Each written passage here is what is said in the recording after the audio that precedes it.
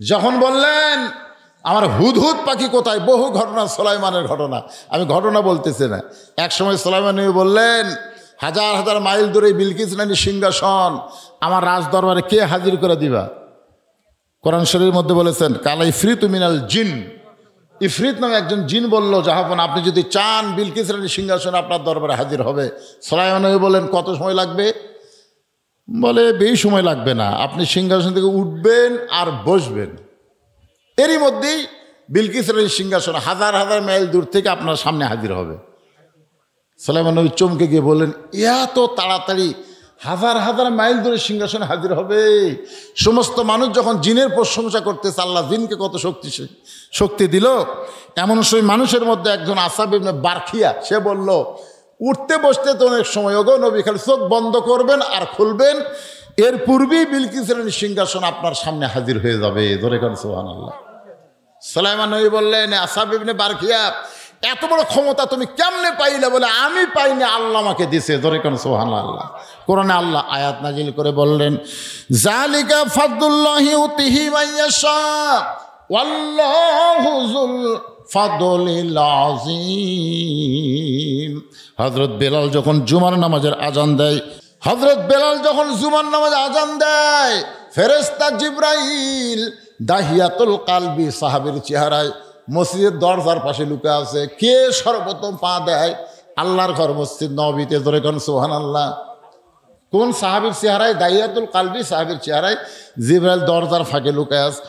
সর্বপ্রথম যেই বান্দা হযরত বেলাল আজান দেওয়ার সঙ্গে সঙ্গে মসজিদে পা দিল, তার নাম হলো আবু বকর সিদ্দিক। দাহিয়াতুল কালবির চেহারায় জিবরাইল বলেন, আবু বকর ভাই, আপনি কি বলতে পারবেন এই মুহূর্তে জিবরাইল কোন জায়গায়? আবু বকর রাদিয়াল্লাহু বললেন, আমি আল্লাহর ঘরে আসি ফেরেশতা পাওয়ার জন্যে না, জিবরাইল খোঁজার জন্যে না, আমি আমার আল্লাহ পাওয়ার আশায়। ধরে কোন সুবহানাল্লাহ।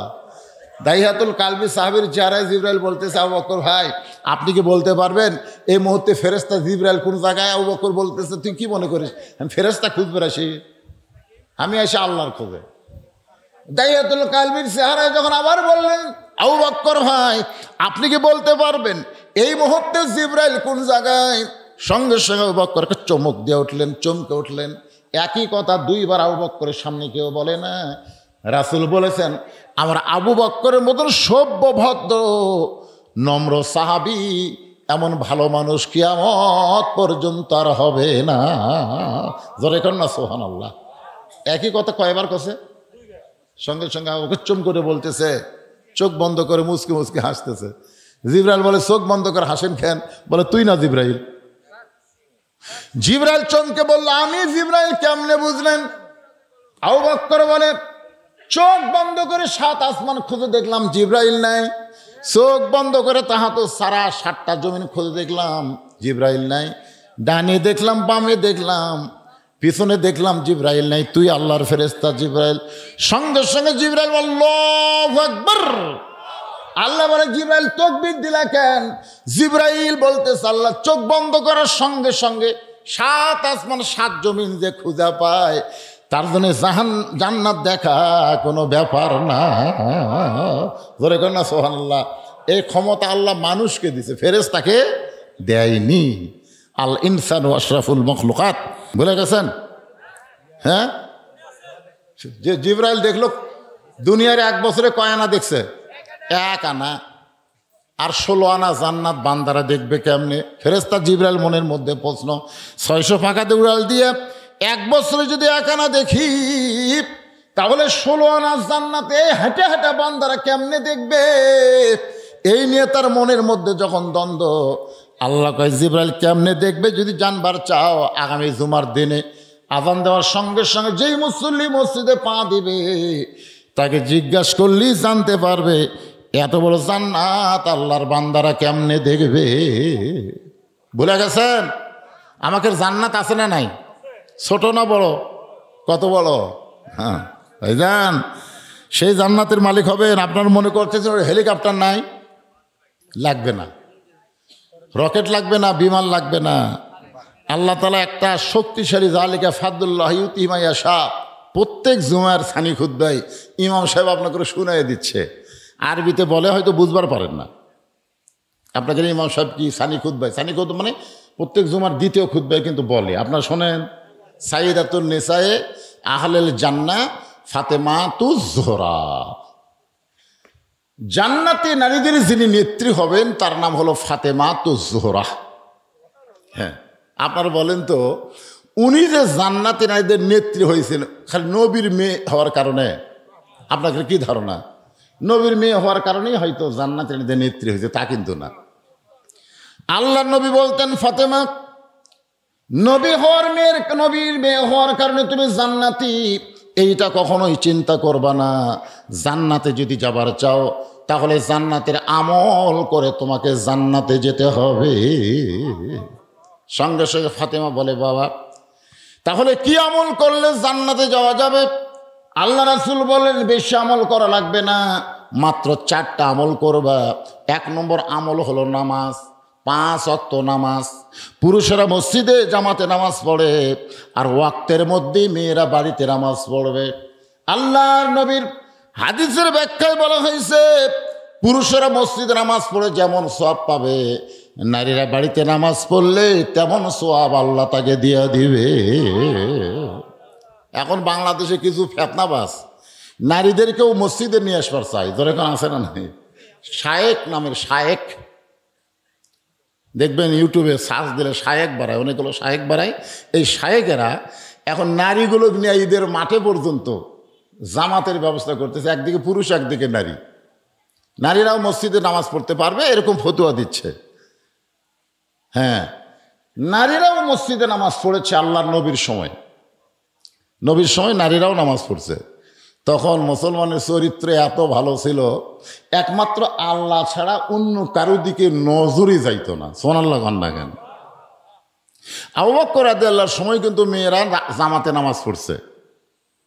দেখবেন মসজিদের কাতারের ব্যাপারে বলা হয়েছে, প্রথম কাতারে থাকবে পুরুষ মানুষ, বয়স্ক পুরুষ, বয়োজ্যেষ্ঠ পুরুষেরা থাকবে প্রথম কাতারে, দ্বিতীয় কাতারে থাকবে যুবকেরা, দ্বিতীয় কাতারে কে থাকবে?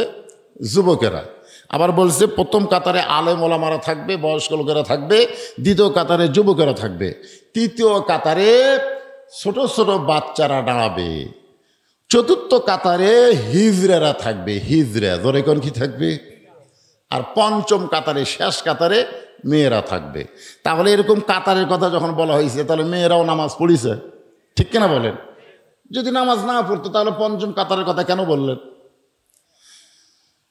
কিন্তু হযরত ওমর ফারুকের সময় অর্ধ পৃথিবী যখন তিনি শাসন শুরু করলেন, ওই সময় চিন্তা করলেন, মেয়েরা যদি মসজিদে নামাজ পড়তে আসে, জামাতে নামাজ পড়া ওয়াজিব, আর পর্দা মানা হলো ফরজ। জামাতে নামাজ পড়া কি ওয়াজিব, আর পর্দা মানা কি? এখন ওয়াজিব আদায় করতে এসে ফরজ যদি তরক হয়ে যায়, পর্দার যদি খেলাফ হয়, তিনি বড় ভয় করলেন এবং তিনি ঘোষণা করলেন, মেয়েরা বাড়িতে নামাজ পড়লেই জামাতের সওয়াব পাবে। সমস্ত মেয়েরা কথাটা মানল, কিন্তু ওমর ফারুকের বিবি কথাটা অ্যালাউ করলো না। আমি যত বড়ই বক্তা হই, আপনারা হয়তো আমার কথা অ্যালাউ করবেন, মানবেন, কিন্তু আমার বউ কিন্তু সহজে মানবে না। এই কিসের হুজুর, ঠিক না? এখন বউ বললো, না, আবু বকর রাদিয়াল্লাহর সময়, আল্লাহ নবীর সময় আমরা জামাতে নামাজ পড়ছি, আর আপনি এসে নিষেধ করতেছেন। আল্লাহ রাসূল বলেছেন, আমার পরে কেউ যদি নবী হতো, আল্লাহ ওমরকে নবী বানায় দিত। জোরে কোন সুবহানাল্লাহ। আজকে যে আমরা 20 রাকাত তারাবির নামাজ পড়ি, এই সিস্টেমটা কিন্তু হযরত ওমর রাদিয়াল্লাহু চালু করছে। সুবহানাল্লাহ। অনেকে ফতোয়া দেয়, নবী তো 20 রাকাত পড়েনি। আরে নবীর সময় তারাবি ছিল, কিন্তু তারাবির জামাত ছিল না। তারাবির জামাতের প্রচলন হযরত ওমর ফারুকের সময়। সুবহানাল্লাহ না কেন? তো এটা কি বেদাত? আপনাদের কি মনে হয়? ওমর ফারুক সম্পর্কে রাসূল কি বলেছেন? যে ওমরের শানে কোরআনের 21টা আয়াত অথবা 23টা আয়াত ওমরের শানে আল্লাহ তাআলা নাজিল করেছে। জোরে কোন সুবহানাল্লাহ। তো বউ বলতেছেন, আমি জামাতে নামাজ পড়বই। ওমর ফারুক বললেন, সবাই মানবে, বউটা মানবে না, কেমন হলো? তো এশার নামাজের একটু আগেই হযরত ওমর বাড়ি থেকে বের হয়ে গেছে, একটা গাছের আড়ালে লুকে আছে। ইতিমধ্যে হয়তো ওমর ফারুকের বউ বোরকা টোরকা পরে মসজিদে জামাত পড়তে যাচ্ছেন। কি পড়তে যাচ্ছেন? জামাতের নামাজ পড়তে যাচ্ছেন। ওমর ফারুক একটু অন্ধকার হয়েছে তো এশার নামাজ, দৌড়ে এসে বউকে চাপে ধরে ছেড়ে দিছে, ছেড়ে দিয়ে চলে গেছে। বউ আর মসজিদে যায়নি, বাড়িতে এসে ওমর ফারুক নামাজ শেষ করেছে, বলেন কে গো জামাতে যাওনি? না যাওয়াই ভালো, না যাওয়াই ভালো। কি হয়? না কিছু না, না যাওয়াই ভালো। চাপা খাসে ওটার কর ভাড়া, চাপাটা দিছে কে? স্বামী বউরে চাপা দিছে। সুবহানাল্লাহ। হ্যাঁ, একটু মনোযোগ দিয়ে শুনবেন। আমি মা বোনদের জন্যে এই জামাতে নামাজকে নিরুৎসাহিত করলাম, বরং নামাজের কথা গুরুত্ব দিলাম। নামাজ হলো এক, আমাদের জন্য তো 1 নম্বরই, কিন্তু মেয়েদের যে 4টা আমল, আমাকে কি 4 আমল? আমাকে বহু আমল। কি আমল করা লাগবে? ইন্না লিল্লাহ দিয়া আজকে আমি আপনাদের সামনে আলোচনা করব। মেয়েদের 2 নম্বর আমল হলো রমজান মাসে রোজা। রমজান মাসে রোজা রাখতে হবে। 3 নম্বর আমল হলো স্বামীর কথা মতো চলা লাগবে। স্বামীর কথা মতো চলতে হবে, স্বামীর মনে কষ্ট দেওয়া যাবে না। আল্লাহ রাসূল ফাতেমার ঘরে আসলেন। ফাতেমা মাথা নিচু করে, মুখটা কালো করে দাঁড়িয়ে আছে। রাসূল বলেন, ফাতেমা মনে হয় তোমার কষ্ট কিছু বলতে চাও। ফাতেমা বলে, বাবা বলে কোনো লাভ নাই। মদিনার কত ধনী ধনী যুবক আমাকে বিয়ে করতে চাইছিল, কিন্তু আপনি তাদের সঙ্গে বিয়ে না দিয়া এমন একটা গরিবের সঙ্গে আমার বিয়ে দিলেন, যার সঙ্গে সংসার করে আমার জীবনে কোনো শান্তি নাই। সঙ্গে সঙ্গে রাসূল বলেন, ফাতেমা আমি তোমাকে আলীর সঙ্গে বিয়ে দেই নাই, বরং আল্লাহ তাআলা হুকুম করেছে, ও ফাতেমা আল্লাহ ছাড়া কাউকে যদি সেজদা করার হুকুম থাকে তাহলে আমি তোমাকে হুকুম করতাম আলীর পায়ে সেজদা করো। এ কথার দ্বারা নবী ফাতেমাকে বুঝাই দিলেন, মেয়ে মানুষের কাছে আল্লাহর পরে সেই মানুষটা সবচাইতে দামি, ওই মানুষটি হইলেন তার স্বামী। এই জন্য স্বামীর কথা মতো চলা লাগবে। 4 নম্বর যে কথাটা, সেটা হলো পর্দা। পর্দা, এই পর্দা মোতাবেক যদি মেয়েরা চলে, আর কোনো আমলের দরকার, জোরে কোন দরকার, হজের কথা নাই, জাকাতের কথা নাই, এগুলো কোনো কথাই নেই। 4 আমলে 8 জান্নাত। আলহামদুলিল্লাহ, যে বান্দির আমরা জানাজা করলাম, উনি যদি 4টা আমল পাকাপোক্তভাবে করে যায়, ইনশাল্লাহ তার জান্নাতের ব্যাপারে কোনো সন্দেহ নাই। আল্লাহ কবুল করুক, জোরে কোন আমিন। আগামী জুমার দিনে মসজিদ যখন আজান হবে, আজান দেওয়ার সঙ্গে সঙ্গে যেই মুসল্লি মসজিদে পা দিবে, তাকে জিজ্ঞাসা করলেই জানতে পারবে এত বড় জান্নাত আমার বান্দারা কেমনে দেখবে। এ কথার দ্বারা আল্লাহ বান্দার দাম কমালো না বাড়ালো? তা আগামী জুমার দিনে আজান দেওয়ার সাথে সাথে আপনার মসজিদে যাবেন? আজকের খবর কি পড়ছেন? কিন্তু আজানের গুরুত্ব খুবই কম। 5 ওয়াক্ত নামাজের আজান দেওয়ার সাথে সাথে মসজিদে যাওয়া লাগবে না, জামাত ধরলি হলো। জোরে কোন কথা ঠিক কিনা? জুমার নামাজের আজানের গুরুত্ব বেশি, নামাজের চাইতে আজানের গুরুত্ব বেশি। দেখেন আল্লাহ কোরআনে বলতেছেন, ইজানু দিয়ালিস সালাতি মিয়াউমিল জুমআ ফাসআউ ইলা যিকরিল্লাহ। ফাসআউ মানে শব্দের অর্থ হলো হাঁটাও না, দৌড়াও না, এত জোরে মসজিদে যাওয়া লাগবে। হুকুম কার? আরো জোরে বলেন, হুকুম আল্লাহ।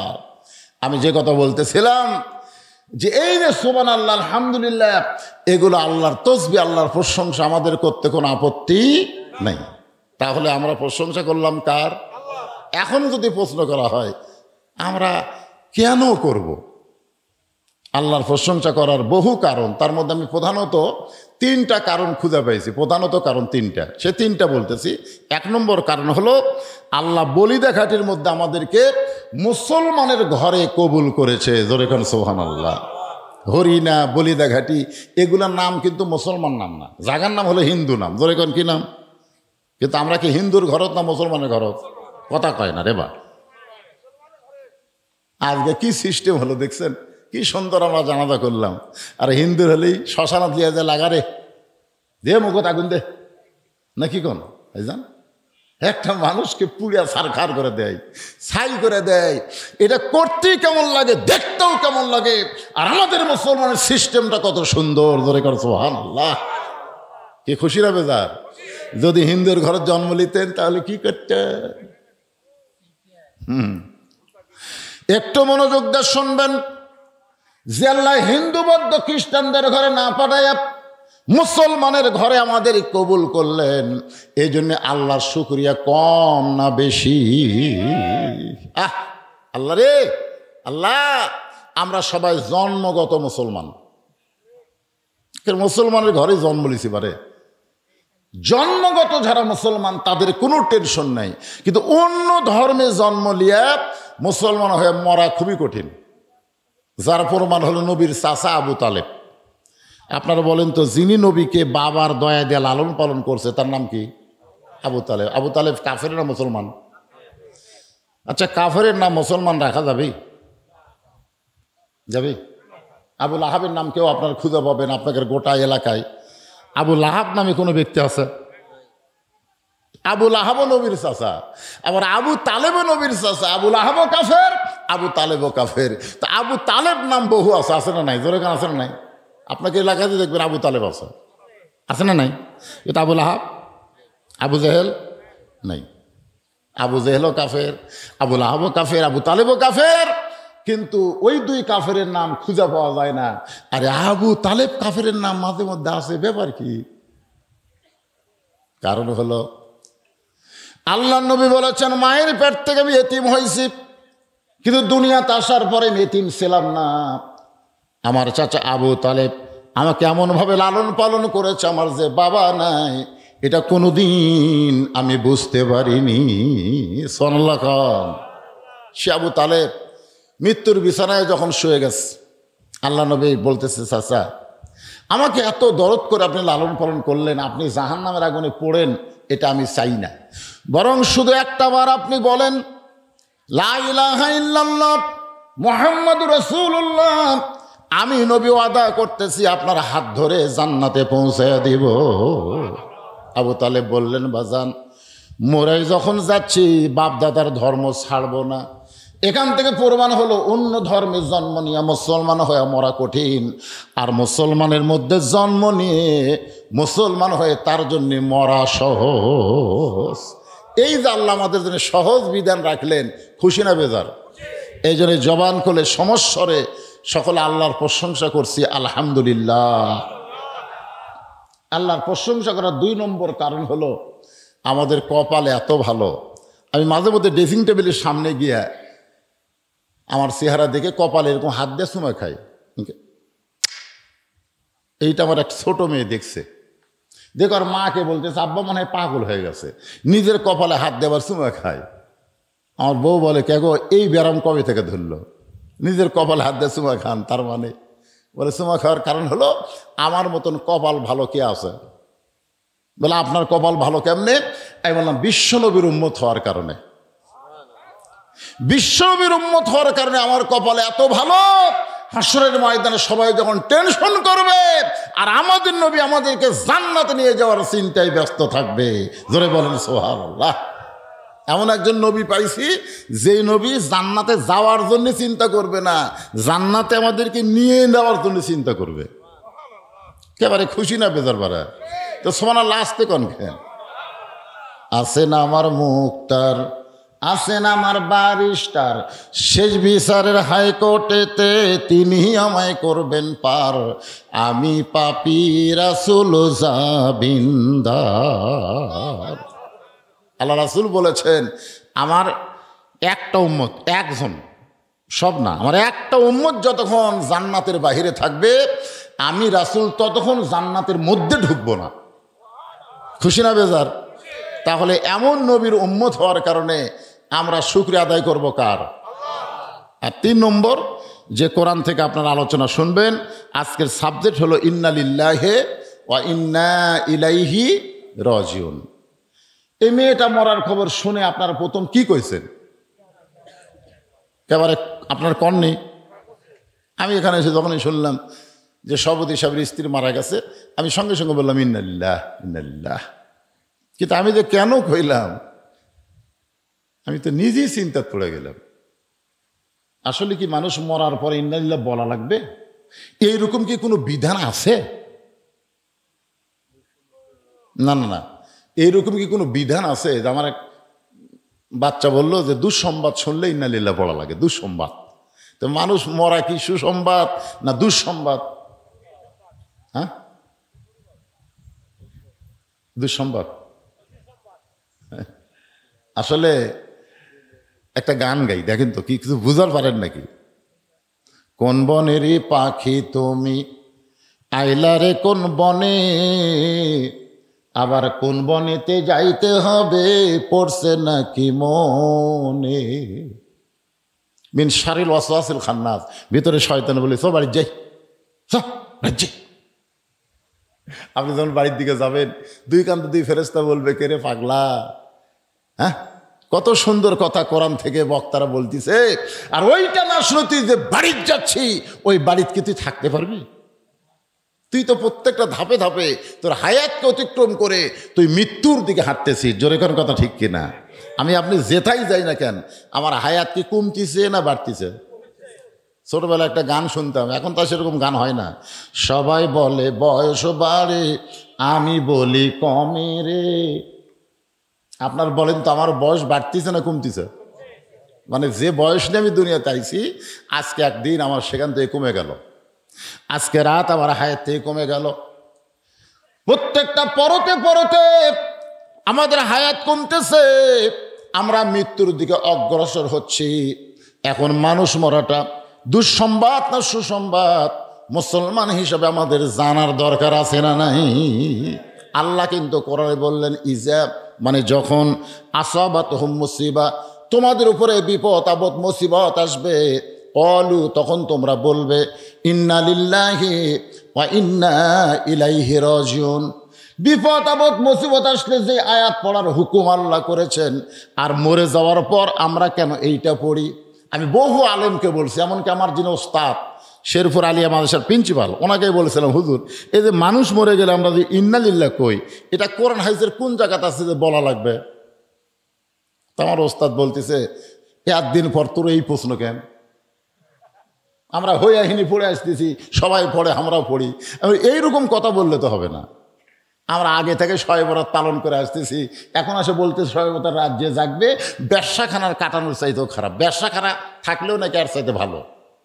এখন এসে কথা কন না কেন? এই শায়েখ যারা, তারা কি বলতেছে, শবে বরাতের রাতে ইবাদত করার চাইতে ব্যবসাখানায় যাওয়া ভালো। ব্যবসাখানা বোঝেন আপনারা? বোঝেন তো? নাউজুবিল্লাহ কন না কেন? পতিতালয়ে কাটানো ভালো, মসজিদে না কাটায় পতিতালয়ে কাটান। এইবার আবার রমজান মাসে এক শায়েখ হলো 26 তারিখ দিবাগত রাত জাগা বেদাত। কি বুঝতেছেন? তো সারা জীবন যেটা করে আসতেছি, তার দলিল থাকা লাগবে না? এই কথা কর না কেন? দলিল থাকা লাগবে, দলিল ছাড়া কাম করলে হবে? আপনি একটা জমির দলিল আছে না নাই? কথা কয় না কেন? দলিল আছে না?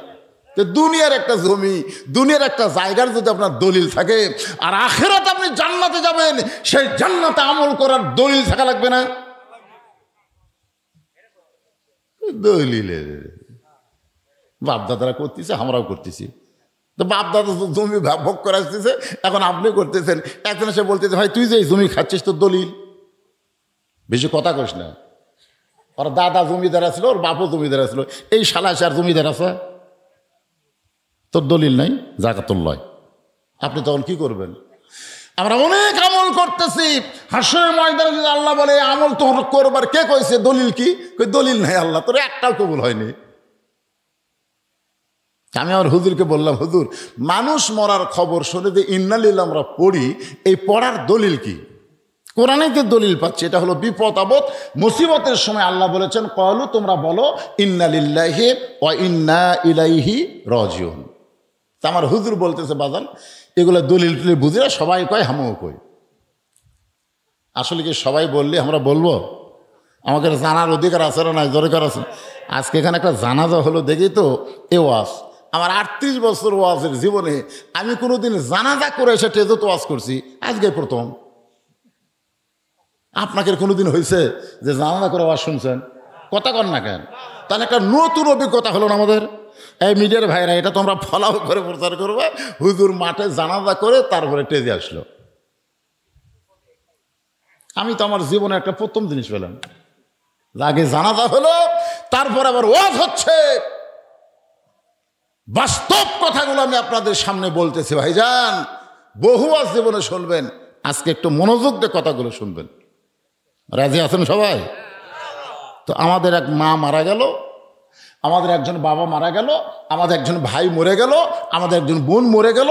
মরার কথা শুনেই আমরা বিপদের আয়াত করলাম, ইন্না লিল্লাহ ইন্না লিল্লাহ। আসলে মুসলমান মরা বিপদ না, সুসংবাদ। এটা আমাকে জানা লাগবে তো, যে আমি তো আয়াতে কারিমা তেলাওয়াত করলাম, যারা মুসলমান হয়ে মারা যাবে তাদের কোনো ভয় নাই, তাদের কোনো চিন্তা নেই। মরার সঙ্গে সঙ্গে আল্লাহর জান্নাতের দরজা তাদের জন্য খুলে ধরা হবে। ধরে কেন সুবহানাল্লাহ। কবরে যাইতে দেরি হবে, কিন্তু তাদের জান্নাতে ঢুকতে দেরি হবে না। এখন আপনারা বলেন, মরাটা খুশির খবর না কষ্টের খবর? তাহলে খুশির খবর শুনে এই বিপদের আয়াত আমরা কেন বললাম? অনেকেই এখন চিন্তায় পড়ে গেছেন, গোলক ধাঁধায় পড়ে গেছেন, মনে মনে ভাবতেছেন যে মরাটাই হলো সবচাইতে বড় বিপদ। আসলেই বিপদ, মরাটা হলো সবচাইতে বড় বিপদ। কার জন্যে? এই মরাটা হলো সবচাইতে বড় বিপদ কার জন্যে? যে নামাজ পড়েনি, যে রোজা করেনি, যে আল্লাহর কোনো হুকুম মানেনি, ওই বদমাইশের জন্য মরাটা হলো সবচাইতে বড় বিপদ। কারণ মরার সাথে সাথে ওর আযাব শুরু হবে। ধরে কোন কথা কন না কেন? আর আযাব শুরু হবে, মৃত্যুর সময় আযাব, কবরে আযাব, সব জায়গাত খেলে আযাব। এই যে সুদ খাচ্ছে, ঘুষ খাচ্ছে, টাকার পাহাড় জমাইছে, কবর যাওয়ার সাথে সাথেই বিষাক্ত সাপ এসে সাইজ করবে। ধরে কোন কথা ঠিক কিনা? একটা গান আছে, ছোটবেলায় শুনছি, যদি ফুলগুলো হয় অভিমানে ঝরে যায়, আমি মালা গেথে বলো কারে পরাবো, সে যে কেন এলো না, কিছু ভালো লাগে না, কবরে আসুক তারে আমি মজা দেখাবো। কি কবরে মজা আছে না নাই? কার জন্যে? এখন যদি আপনারা বলেন হুজুর আমাকেরও জন্যে, তাহলে ইসলামও যা হিন্দুতে, এই ইসলামও যা হিন্দুতে, মুসলমানও যা কাফেরও তাই। গোলেমালে আলু করলে হবে না। আজকে জান্নাতের বাগানে বসে যারা রাত জাগা শুনতেছেন, আর যাই হোক তাদের কবর কবর হবে না। আল্লাহ তাদের কবরকে জান্নাতের টুকরা বানায় দিবে। কেমনে বানায় দিবে? এমনি দিবে না, কেমনে দিবে? এইটা মুসলমানের বাচ্চা হিসাবে আমাদের জানার অধিকার আছে না নাই? দরকার আছে না নাই? হ্যাঁ, একটু মনোযোগ দিয়ে শুনবেন। মনোযোগ দিয়ে শুনলেই বুঝতে পারবেন কঠিন কোনো সাবজেক্ট আপনাদের সামনে বলতেছেন। ভাই যাইতেই যখন হবে, বাড়ির থেকে বের হলেই বউ কান গরম করে দেয়, দেখে শুনে আওয়াজ করবেন। আমি কি দেখবো? বলে দেখবেন বর্তমান সরকারের কোনো নেতা তেজত আছে কিনা, আশেপাশে পুলিশের গাড়ি, র্যাবের গাড়ি আছে কিনা, এগুলাকে দেখবেন, তারপর ওয়াজ করবেন। এগুলা থাকলে তেল আওয়াজ মারা বাড়িতে আসবেন। আমি বললাম, আমি যে বাড়িতে আসতে পারবো তার গ্যারান্টি কি? বলে না, এগুলা কঠিন ওয়াজ না করলে তো পুলিশ ধরবি না, পুলিশ না ধরলেই তো আপনি চলে আসবেন। আমি বলি পুলিশ না ধরে যদি আজরাইল ধরে, যেই কইছে আজরাইল, আর বউ চম করছে, এতদিন খালি পুলিশ ধরারই টেনশন করছি গো, আজরাইল ধরার কোনো টেনশন করিনি। আপনারা কি ধরার টেনশন করেন, পুলিশ না আজরাইল? এই ভোটের আগে আমাদের বগুড়াত কি হলো জানেন? যারা বিএনপি করে, জামাত করে, এরকম পুলিশ একেবারে বাছাই করে করে ধরা শুরু করলো। আমার এলাকার একজন নেতা ওই জেতা অবস্থায় গোরস্থানে একটা কবর খুঁড়িছে। একের গোরস্থানের মাঝখানে একটা কবর করে, সেই কবরের নিচে খেয়ার দিছে, তার উপর কম্বল দিয়ে, তার উপর ল্যাপ নেয়, আরামসে ঘুম পাড়ে। রাত্রেবেলা বউকে মোবাইল করে, কেন খবর কি? বউ চুম করে বলে আপনার খবর কি? বলে মাশাআল্লাহ, কোনো টেনশন নেই, এমন জায়গাতে আসি পুলিশের বাপেরও ক্ষমতা নেই, এ জায়গাতে আসে। বউ বলতেছে তাহলে ভালো থাকেন। সন্ধ্যা থেকে এ পর্যন্ত 3 বার পুলিশ আইছিল। স্বামী বলতেছে যতই চেষ্টা করুক হামাক খুঁজে পাবি না। আসলে গোরস্থানের মধ্যে জেতা অবস্থায় শুয়ে থাকা আপনি কোন লক্ষণ ভালো মনে করেন? আপনাকে বোঝানোর জন্য বলতেছি, আজকের এই লাশ দাফন করার জন্য বোঝানোর জন্য বলতেছি।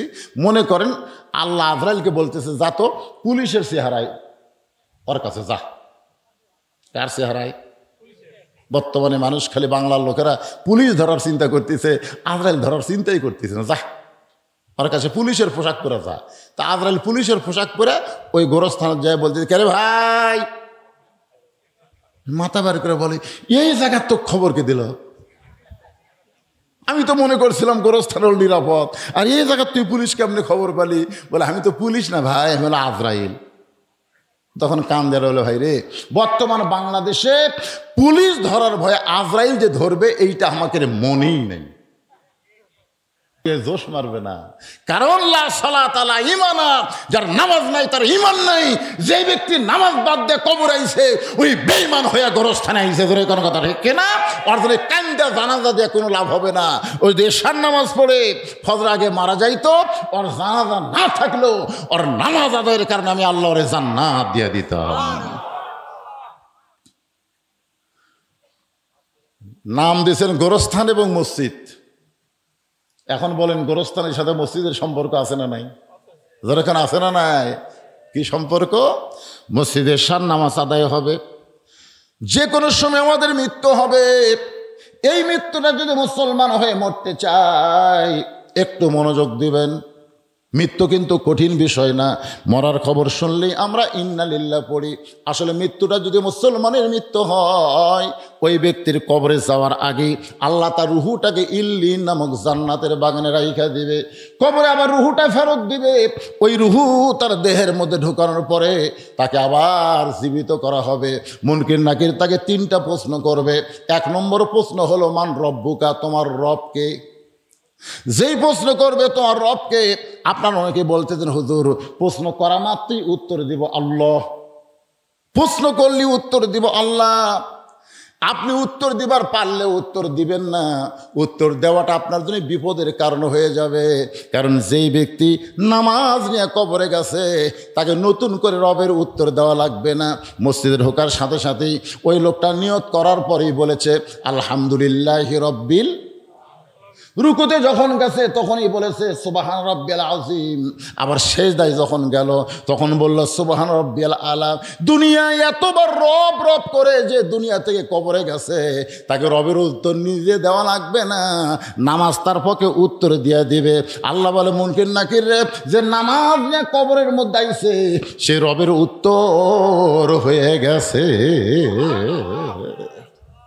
এখন আপনারা বলেন, নামাজ ছাড়া কবর যাবেন?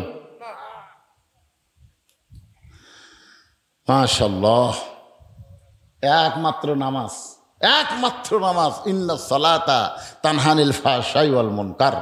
একমাত্র নামাজই পারে মানুষকে যাবতীয় খারাপি থেকে বাঁচাই দিতে। আজকে আমাদের সেই নামাজের দরকার আছে না নাই? আর 2 নম্বর হলো আমার দিনুকা, তোমার দিন কি। বুখারী শরীফে একটা হাদিস পড়ি, তারপরে দিন সম্পর্কে 3টা প্রশ্নের উত্তর ইন্না লিল্লাহ বিষয় নিয়ে আলোচনা হবে। মুনকির নাকির প্রশ্ন করবে অমান নাবিউকা, তোমার নবীকে। তারপরে প্রশ্ন করবে আমার দিনুকা, তোমার দিন কি। এই দিন সম্পর্কে যখন প্রশ্ন করবে, আল্লাহর নবী বলেছেন মা আহাদান ইয়াদখুলুল জান্নাতা ইউহিব্বু ইয়ারজি ইলাদ দুনিয়া ওয়া লাহু মালাল আরদি মিন শাইইন ইল্লা শাহীদুন ইয়াতামান্না আন ইয়ারজি ইলাদ দুনিয়া ফায়ুক্তাল আশারা মাররাতান লিমা ইয়ারা মিনাল কারামাতি। রাওয়াহুল বুখারী কিতাবুল মাগাজি। আপনারা বলেন তো, মুয়াজ্জিন সব যখন মসজিদে আজান দেয়, এই আজান দেওয়ার সাথে সাথে মসজিদে যাওয়া শুধু বাপের জন্যই ফরজ? নামাজ আদায় করা খালি বাপের জন্যও ফরজ না ছেলের জন্যও? আমার দিনুকে খুব খেয়াল করবেন। আপনি যে এশার নামাজ মসজিদে আদায় করলেন, আলহামদুলিল্লাহ, আদায় করার পরে রাতের খাবার খাচ্ছেন না? খান কি খান না? কথা বল। আপনার জোহরের নামাজ পড়ে দুপুরের খাওয়া খাবেন, আর এশার নামাজ পড়ে রাতের খাওয়া খাবেন। এই নিয়ম করবেন। এশার নামাজের আগে রাতের খাওয়া খাবো না, জোহরের নামাজ আদায় না করলে আমি দুপুরে খাবো না। আপনার কাছে খাওয়া আগে না নামাজ আগে? এটা একটা নির্ধারিত রুটিন করে নেবেন। তা আপনি এশার নামাজ পড়ে যায় বাড়িতে খাওয়ার বিছনায় আপনি বলতেছেন বাবু, মানে আপনার ছেলেকে আদর করে আপনি ডাকেন, বাবু আসো ভাত খাই। আপনার ছেলে 22 বছরের ছেলে, আপনার ডাক দেওয়ার সাথে সাথে আপনার কাছে এসে ভাত খাওয়ার বসলো। আপনার বউ আপনাকে ভাত দিচ্ছে, আপনিও ভাত খাচ্ছেন। ফেরেশতারা বলতেছে আল্লাহ, যেই বাপ একা একা মসজিদে যে নামাজ পড়লো, ওই জায়গায় ছেলেরে ডাকলো না, আর খাওয়ার সময় ছেলেকে ডাকলো, এটা কেমন বাপ? আল্লাহ বলে, ফেরেশতা ওই ইব্রাহিম আলাইহিস সালামের বাপ আজরের চাইতেও খারাপ। আপনার বলতে ইব্রাহিম নবীর বাপ আজর ভালো না খারাপ? চড়কের উপরে যখন বসে আছে, নিচে নমরুদের আগুনের চুলা দাও দাও করে জ্বলতেছে, এমন সময় রশি ধরে টানতেছে। বাবা ছেলেকে আগুনের মধ্যে ফেলে দেওয়ার জন্য রশি ধরে টানতেছে। ইব্রাহিম আলাইহিস সালাম কাঁদতেছে, ফেরেশতা জিবরাইল বলতেছে, ওগো আল্লাহর নবী, নিচে দাও দাও করে আগুন জ্বলতেছে, এই দৃশ্য দেখার পর আপনি কাঁদতেছেন? ইব্রাহিম বলে, জিবরাইল, আমি আগুনের দিকে একবারও তাকাইনি, আমি তাকাই আছি আমার বাপের দিকে। এটা কেমন বাপ? সন্তান বিপদে পড়লে বাবা এসে সন্তানকে বাঁচায়, আর আমার এমন একটা বাবা হয়েছে যে আমাকে আগুনে ফেলে দেওয়ার জন্যে রশি ধরে টানতেছে। এটা কেমন বাপ? ফেরেশতা জিবরাইল বললেন, পৃথিবীর মধ্যে আপনি হলেন একজন খারাপ বাপ পাইছেন, আপনার মতন দুর্ভাগা সন্তান কেউ নাই। আমাদের জাতির পিতা হযরত ইব্রাহিম বললেন, আমি যখন দুর্ভাগা সন্তান, এরকম দুর্ভাগা সন্তান আদমের অনেক হবে, আমার অনেক হবে, যাদের বাবারা জাহান্নামের আগুন থেকে নিজে বাঁচতে চাবে কিন্তু তার সন্তান সন্ততিকে বাঁচানোর চেষ্টা করবে না। এর হলো ইব্রাহিম আলাইহিস সালামের বাপের চাইতেও খারাপ বাপ। নিজে নামাজ পড়ে ছেলের নামাজের কথা কয় না। আপনারা বলেন অমা দিনুকা, দিনকে যদি কায়েম করতে চান তাহলে এক লাখ কায়েম হবে না, সবাইকে নিয়ে আকিমুস সালাত, আকিমুদ্দিন, নামাজ কায়েম করো, দিন কায়েম করো। সবাইকে নিয়ে যদি নামাজি হতে পারেন তাহলে 2 নম্বর 3 নম্বর উত্তর আপনার জন্য সহজ হয়ে যায় ভাইজান। একটু মনোযোগ দিয়ে শোনেন। ইন্না লিল্লাহি ওয়া ইন্না ইলাইহি রাজিউন। আমরা কখন পড়ি ওয়াজটা? আপনাকে বোঝানোর জন্য বলছি, কখন পড়ি? মানুষ মরার পরে। তার মানে বোঝা গেল মরাটাই হলো সবচাইতে বড় বিপদ। এখন আসেন, আল্লাহর একজন মস্ত বড় পয়গম্বর, নাম হলো মুসা কালিমুল্লাহ, নাম শুনছেন? উনি মাঝে মধ্যে তুর পর্বতে যাইতেন আল্লাহর সঙ্গে কথা বলার জন্য। একদিন তুর পর্বতে গিয়ে আল্লাহকে বলতেছে, আল্লাহ, আমার যা আছে আপনার তা নাই। আল্লাহ বলে, মুসা, তোমার এমন কি আছে যেটা আমি আল্লাহর নাই? মুসা বলতেছে, আল্লাহ, আপনি সবই জানেন, তারপরে আপনি কি বলতেছি আমার যা আছে আপনার তা নাই? আল্লাহ বলে, মুসা, তোমার এমন কি আছে যেটা আমি আল্লাহর নাই? মুসা বলতেছে, আল্লাহ, আমার মৃত্যু আছে কিন্তু আপনার মৃত্যু নাই। আল্লাহ বলে, ঠিকই তো তাই রে। মুসা বলতেছে, আল্লাহ, আপনি যতই চেষ্টা করেন আপনি মারতে পারবেন কিন্তু মরতে পারবেন না। মরার যে মজা আছে এটা আমি পাবো কিন্তু আপনি পাবেন না। মরার বলে আবার মজা আছে। মরার কি আছে? এটা কি আমার কথা না আল্লাহর? আল্লাহ বলেছেন, দেখেন আয়াতের শাব্দিক অর্থের দিকে খেয়াল করেন। কুল্লু নাফসিন জায়কাতুল মউত। জায়গা শব্দের অর্থ হলো স্বাদ, মজা। তরকারির স্বাদ আছে, গোস্তের স্বাদ আছে, ইলিশ মাছের স্বাদ আছে। জায়গা শব্দের অর্থ কি? স্বাদ। যেরকম কি? তাহলে মৃত্যুর একটা মজা আছে, মজা। আগুনে পুড়ে মরা, অ্যাক্সিডেন্ট হয়ে মরা, স্ট্রোক করে মরা। আপনারা বলেন তো, এমনি এমনি মরা? এমনি এমনি কেউ মরছে? এমনি না। সবাই বলবে এ এ এ এ।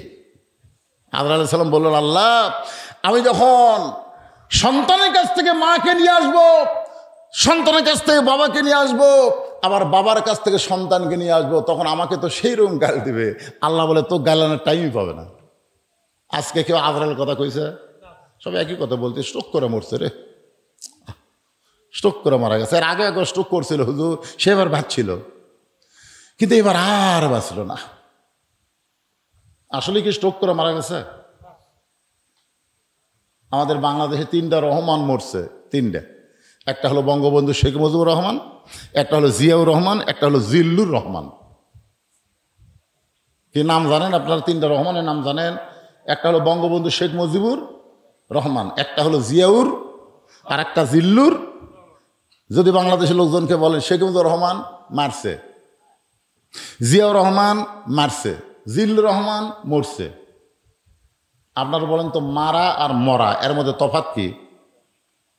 এই ভাই, মরা লাগবে রে, সবাইকে মরা লাগবে, একটা হাউ করেন।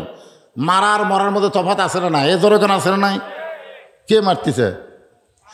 আল্লাহ কোরআনে ডাইরেক্ট বলেছেন, খুব খেয়াল করে শুনবেন।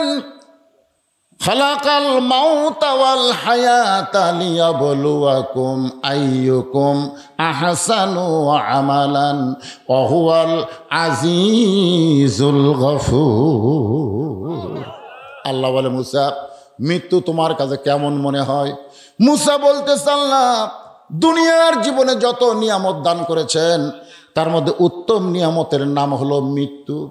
আল্লাহ বলে, মুসা, মানুষ দুনিয়াতে গেলে মরবার চায় না, সেই মৃত্যু তোমার কাছে উত্তম মনে হওয়ার কারণ কি?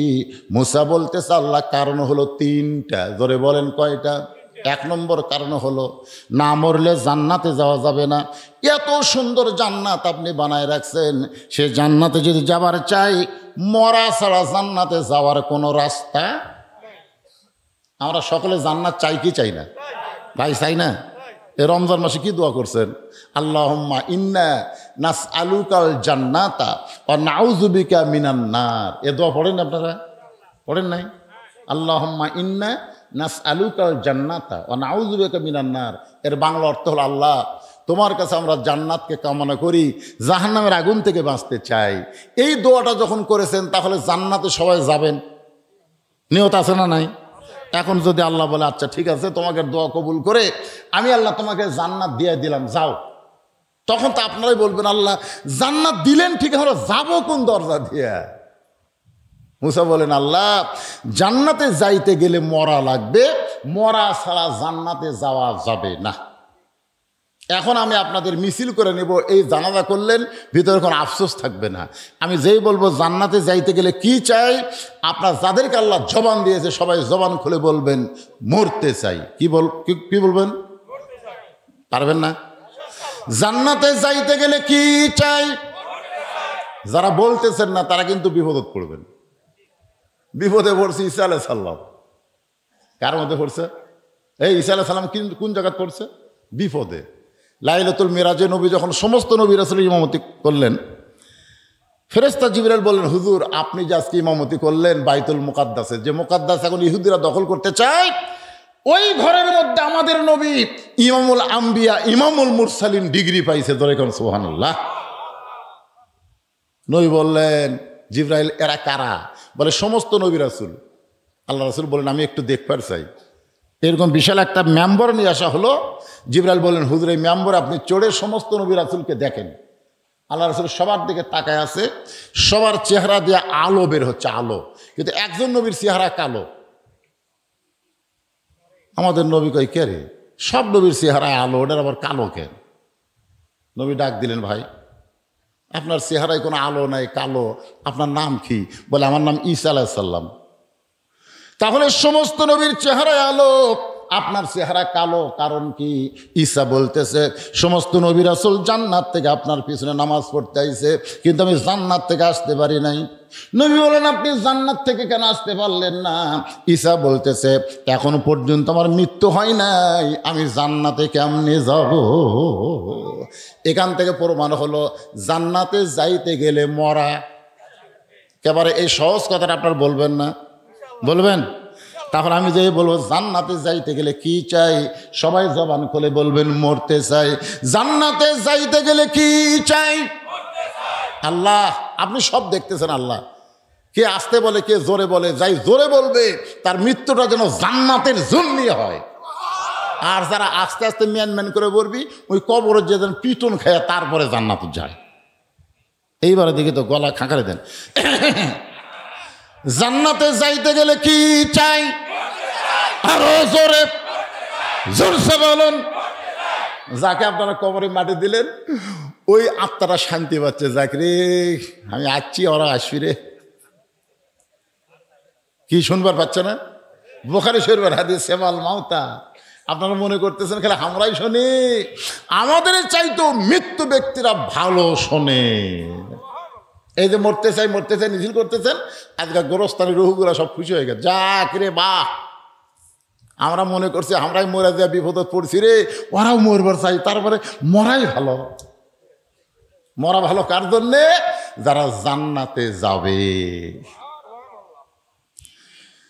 আল্লাহ বলে মুসা মৃত্যুকে মহব্বত করার পছন্দ করার 2 নম্বর কারণ কি? এই কারণটা আপনাদের একটু গুরুত্ব দিয়ে শোনা লাগবে। মুসা বলতেছে আল্লাহ মৃত্যুকে পছন্দ করার 2 নম্বর কারণ হলো আমার মৃত্যুটা কেবলমাত্র আপনার জন্য আমি অক্ষ করেছি।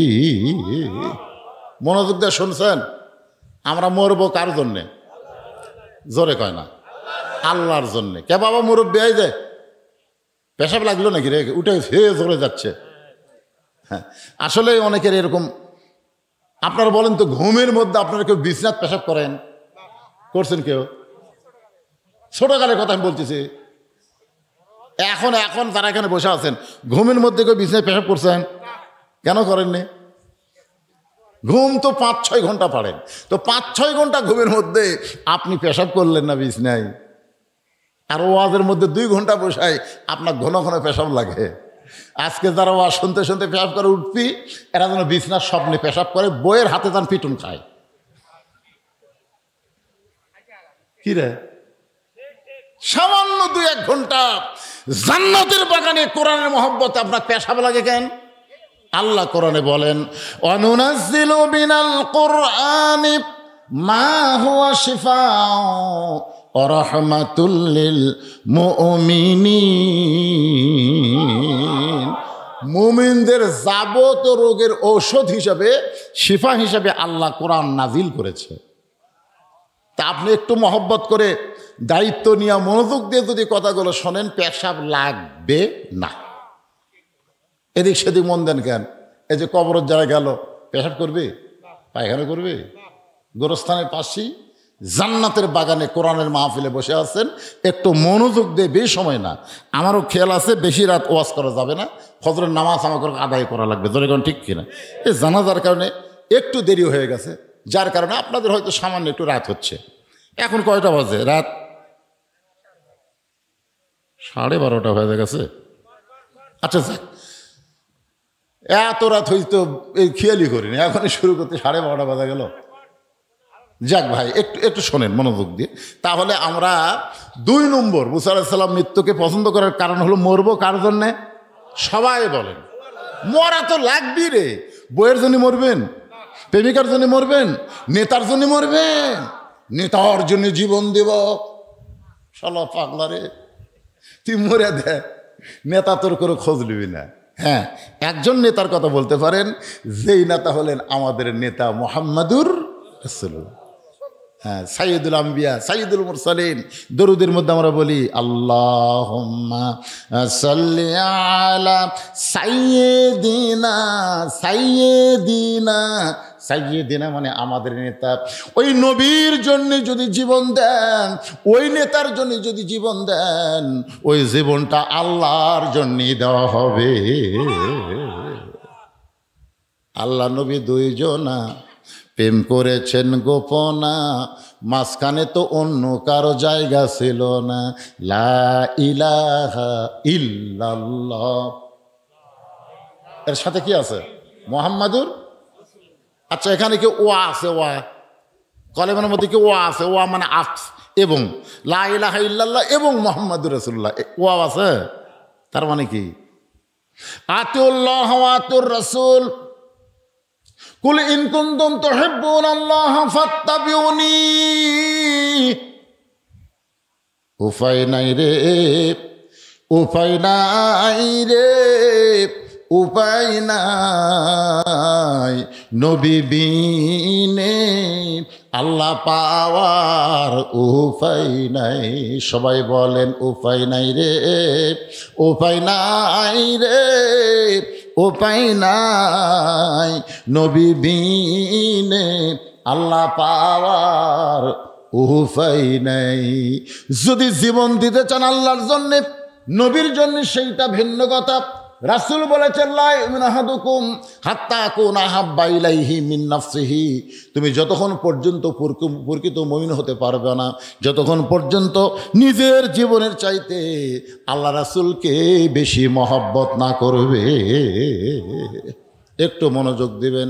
আমরা মরবো আল্লাহর জন্যে, মরবো নবীর জন্যে। আল্লাহ আমাদের সকলের মৃত্যুকে কবুল করুক। জোরে কান আমিন। মুসা বলতে আল্লাহ মৃত্যুকে পছন্দ করার 2 নম্বর কারণ হলো আমার মৃত্যুটা আপনার জন্য অফ করেছি, সঙ্গে সঙ্গে আল্লাহর কুদরতি মুখে হাসি ফুটে গেছে। আপনার বলেন তো আল্লাহর মুখ আছে না নাই? আল্লাহর হাত আছে না নাই? আল্লাহর চোখ আছে না নাই? আল্লাহর কান আছে না নাই? যখন আল্লাহ বলতেছেন সামিউম বাসির, আমি শ্রবণকারী এবং আমি দর্শনকারী, আমি দেখি এবং শুনি। আপনার বলেন শোনার যন্ত্রের নাম কি? কান। দেখার জিনিসের নাম কি? চোখ। আল্লাহ বলতেছেন তাবারাকাল্লাযী বিয়াদিহিল মুলক, গোটা পৃথিবীর রাজত্ব কর্তৃত্ব আমার হাতের উপরে। তার মানে আল্লাহর হাত আছে না নাই? এ কথা কোন আছে না নাই? আছে। আল্লাহর মুখ আছে, আল্লাহ কথা বলে। আল্লাহর চোখ আছে, আল্লাহ দেখে। মুসা নবী শুনতে পায়, আল্লাহর কুদরতি মুখে হাসি ফুটে গেছে। মুসা নবী কিন্তু আল্লাহকে দেখতে পায় নাই, কিন্তু শুনতে পেয়েছে। আপনি যে ঢাকার কোনো বন্ধুর সঙ্গে মোবাইলে কথা বলেন, বাটন মোবাইলে, ওই বন্ধু মোবাইল করতে করতে যদি কান্দে, আপনি এই বলে দেখারি থেকে বুঝতে পারবেন আমার বন্ধু কাঁদতেছে। যদি বন্ধু হাসে তাহলেও কিন্তু আপনি বুঝতে পারবেন যে আমার বন্ধু হাসতেছে। আল্লাহর কুদরতি মুখে হাসি ফুটে গেছে। মুসা বলে আল্লাহ আপনি হাসেন কেন? আল্লাহ বলে হাসার কারণ হলো, মুসা রে তুমি বড় চালাক, আমার জন্য যারা মরবে, আমার জন্য মৃত্যুকে যারা অক্ষ করে দিবে, আমি আল্লাহ বলতেছি তাদের মৃত্যু নাই, তারা চির অমর হয়ে থাকবে। কত বড় সুন্দর কথা! আল্লাহর জন্য যারা জীবন দেবে তাদের মৃত্যুই নাই। এটা কি আমার কথা না আল্লাহর কথা? আল্লাহ কোরআনে বললেন ওয়ালা তাকুলু লিমান ইউকতালু ফি সাবিলিল্লাহি আমওয়াতুন বাল আহইয়াউ ওয়ালাকিন লা তাশউরুন। আপনারা আল্লাহর জন্য কারা কারা মরবার চান? আল্লাহকে একটু হাত দেখেন। আল্লাহ হাতগুলো দেখো। আল্লাহ কে কে হাত তোলেনি রে? আল্লাহ যারা হাত তোলেনি আল্লাহ তারকে মৃত্যু তোমার উপর ছেড়ে দিলাম, কিন্তু যারা তুলেছে আল্লাহ এ হাতগুলো তাদের তোমার জন্য মৃত্যু কবুল করো। জোরে কোন আমিন। হাত নামান। আল্লাহর জন্য যদি মরবার চাই, আল্লাহ যা বলছে এটা মানার দরকার আছে না নাই? কথা কন না কেন? হাত তুলে বললাম আল্লাহ তোমার জন্য মরবার চাই। যেরকম এক স্বামী জমিতে আবাদ করে, হাল চাষ নিয়ে গেছে। হাল চাষ বোঝেন তাকে, গরু দিয়ে হাল বতো, নাঙ্গল দিয়ে চাষ করতেছে। বউ আবার বাচ্চা কাচ্চা নাই, তা নিজেই স্বামীর সকালবেলার খাওয়া পান্তা ভাত। আমাকে এলাকায় সকালের খাওয়া কৃষকের পান্তা ভাত। কি ভাত? 10টা বেজা যায়, 10টা বেজা যায়, পান্তা যায় না। স্বামী কয় করে হাল বইতে বইতে আমার খিদে লেগে গেল। বউ বাড়িতে কি করতেছে? ওই হাল ছাড়া দিয়া প্যান্টি ঘুরাচ্ছে আর আসতেছে যে বাড়ির যা বউ তোকে সাইজ করবো। কিন্তু বাড়ির কাছে আইসা দেখে বউ কাঁদতেছে আর বলতেছে আমার স্বামীকে এত ভালোবাসি, স্বামী ছাড়া আমি বাঁচতে পারবো না। স্বামীকে আমি এত ভালোবাসি রে, স্বামী ছাড়া আমি বাঁচতে পারবো না। স্বামীর রাগ পানি হয়ে গেছে। স্বামী যে পানটি ঘুরাচ্ছে বাড়ির যে মারবি, গান শোনে, আরে আমার বউ আমাকে এত ভালোবাসে। এখনো বলে বিবি রে আর ভালোবাসার গান গাওয়া দরকার নাই, তাড়াতাড়ি আমার সামনে একটু খাবার দাও, পেটে আমার আগুন জ্বলছে। বউ বলতেছে আমি স্বামীকে এত ভালোবাসি, খাবার দেওয়া আমার ভালো লাগে না। আমি স্বামীকে এত ভালোবাসি কিন্তু খাবার দেওয়া স্বামীকে ভালো লাগে না। আপনার বলেন তো এই ভালোবাসা দাম আছে? দাম আছে? তাহলে স্বামী দেখতেছে বউ আমাকে এমন ভালোবাসে, আমি হালাফান্তি ছাড়া তো উপায় দেখি না। আজকে যারা আল্লাহর জন্য জীবন দেওয়ার জন্য হাত তুলেছেন, লিমা তাকুলু মালা তাফালুন, আল্লাহ কোরআনে বলেছেন তোমার কথার সাথে আমলের যদি মিল না পাওয়া যায় তাহলে তুমি টাটকা মুনাফিক। জোরে কন কি মুনাফিক? কথা কন কি মুনাফিক? টাটকা মুনাফিক।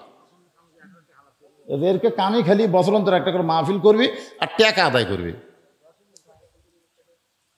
একটা করে মাহফিল করা, টাকা আদায়, এটা উদ্দেশ্য করা যাবে না। এটা উদ্দেশ্য কি? আমাদেরকে আল্লাহ দুনিয়াতে ইবাদতের উদ্দেশ্যে পাঠাইছে। জোরে কোন কথা ঠিক কিনা? কি কথা কন না কেন? আমা খলাকতুল জিন্না ওয়াল ইনসা ইল্লা লিয়াবুদুন। ইবাদতের উদ্দেশ্যে তোমাদেরকে দুনিয়াতে সৃষ্টি করা হয়েছে, কিন্তু ইবাদতই যে আমরা সারা জীবন করি, নামাজ পড়ি, রোজা করি, কাজ কাম কিছু করি না, তাহলে চলবে? চলবে?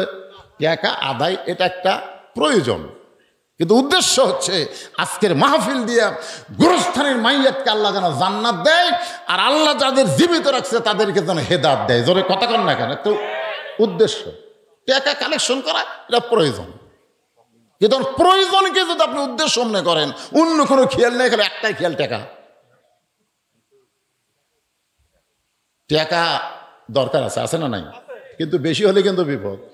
আল্লাহ কোরআনে বলেছে ইন্নামা আমওয়ালুকুম ওয়া আওলাদুকুম ফিতনা, নিশ্চয়ই তোমাদের সম্পদ আর সন্তান হলো তোমাদের বিপদের কারণ।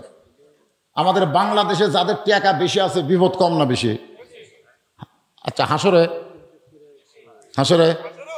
একদিন আল্লাহ রাসূল বলেন, আবু বকর আজকে সকাল থেকে সন্ধ্যা পর্যন্ত তুমি কত টাকা রোজগার করলে, কত টাকা খরচ করলে, হিসাব দাও। তাও আবু বকর বলতে, হুজুর ঠিক আছে হিসাব দিচ্ছি, কারণ এখন না একটু পরে। একটা লোহার পাত আল্লাহ মরুভূমির মধ্যে রাখলেন, আল্লাহ রাসূল রাখলেন, ওই পাতে সূর্যের তাপ পড়ে গরম হয়ে গেল। এখন আবু বকর বলতেছে ওই পাতের উপর চড়ে হিসাব দাও। আবু বকর রাদিয়াল্লাহু হিসাব দিয়ে দিতে একসময় বললো, হুজুর আমার পায়ের তালু জ্বলে যাচ্ছে, পুড়ে যাচ্ছে, আমি তো পুরা হিসাব দিতে পারলাম না। রাসূল বললেন তাহলে নামো। মানে সকাল থেকে সন্ধ্যা পর্যন্ত কত আয় করছে, কত ব্যয় করছে, এর হিসাব চাইতেছে, একদিন হিসাবই ওর উপর দিবার পারলো না।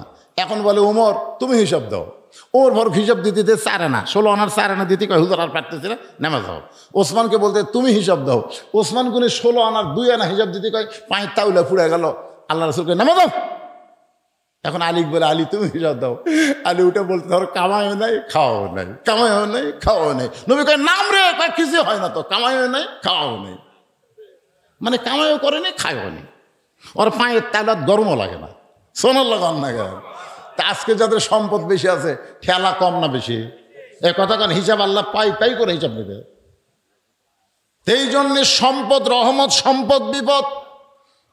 আমি কমিটির ভাইদেরকে বলবো, গভীর রাত হয়ে গেছে, আমি একটু আজকে একজন মা দুনিয়া থেকে চলে গেছে, ইন্না লিল্লাহ নিয়ে কথা বলতেছি, একটু মনোযোগ দা আপনারাও শোনেন। আপনাকে হিসাব দেওয়া লাগবে, সবাইকে কবরে 3টা প্রশ্নের উত্তর দেওয়া লাগবে। ধরে কোন ঠিক কিনা? উত্তর যেন আমাদের পক্ষ থেকে আল্লাহ দেয়। এইটা কেমনি দিবে এই বিষয়ে কথাগুলো আপনাদের সামনে বলতেছি। এখন আল্লাহর জন্য জীবন দিবার গেলে আল্লাহর হুকুম আমাদের আমল করার দরকার আছে না নাই? দরকার আছে না নাই? আল্লাহর হুকুম হলো সৎ পথে চলতে হবে, সৎ কথা বলতে হবে। আল্লাহর হুকুম হচ্ছে আমাদেরকে 5 ওয়াক্ত নামাজ আদায় করা লাগবে। আল্লাহর হুকুম হলো আমাদেরকে হালাল ভক্ষণ করা লাগবে, হারাম স্পর্শ করা যাবে না। আল্লাহর হুকুম হলো মা বোনদের জন্য অকরনা ফি বুয়ুতিকুন্না ওয়ালা তাবাররাজনা তাবাররুজাল জাহিলিয়াতিল উলা। এ মেয়েরা তোমরা ঘরের মধ্যে থাকো, ঘরের বাহির তোমরা হও না। কোনো প্রয়োজনে যদি ঘরের বাহির হও তাহলে হেজাব নিয়ে, পর্দা নিয়ে হবে। ওই জাহিলি যুগের মেয়েদের মতন সাজুগুজু করে রাস্তায় বের হওয়া যাবে না। এই হুকুমকার, আরো জোরে বলেন হুকুমকার।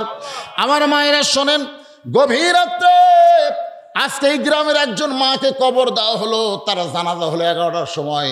তাহলে 11:30টায় এটা কি প্রথম রাত না গভীর রাত? জোরে কোন গভীর রাত না প্রথম রাত?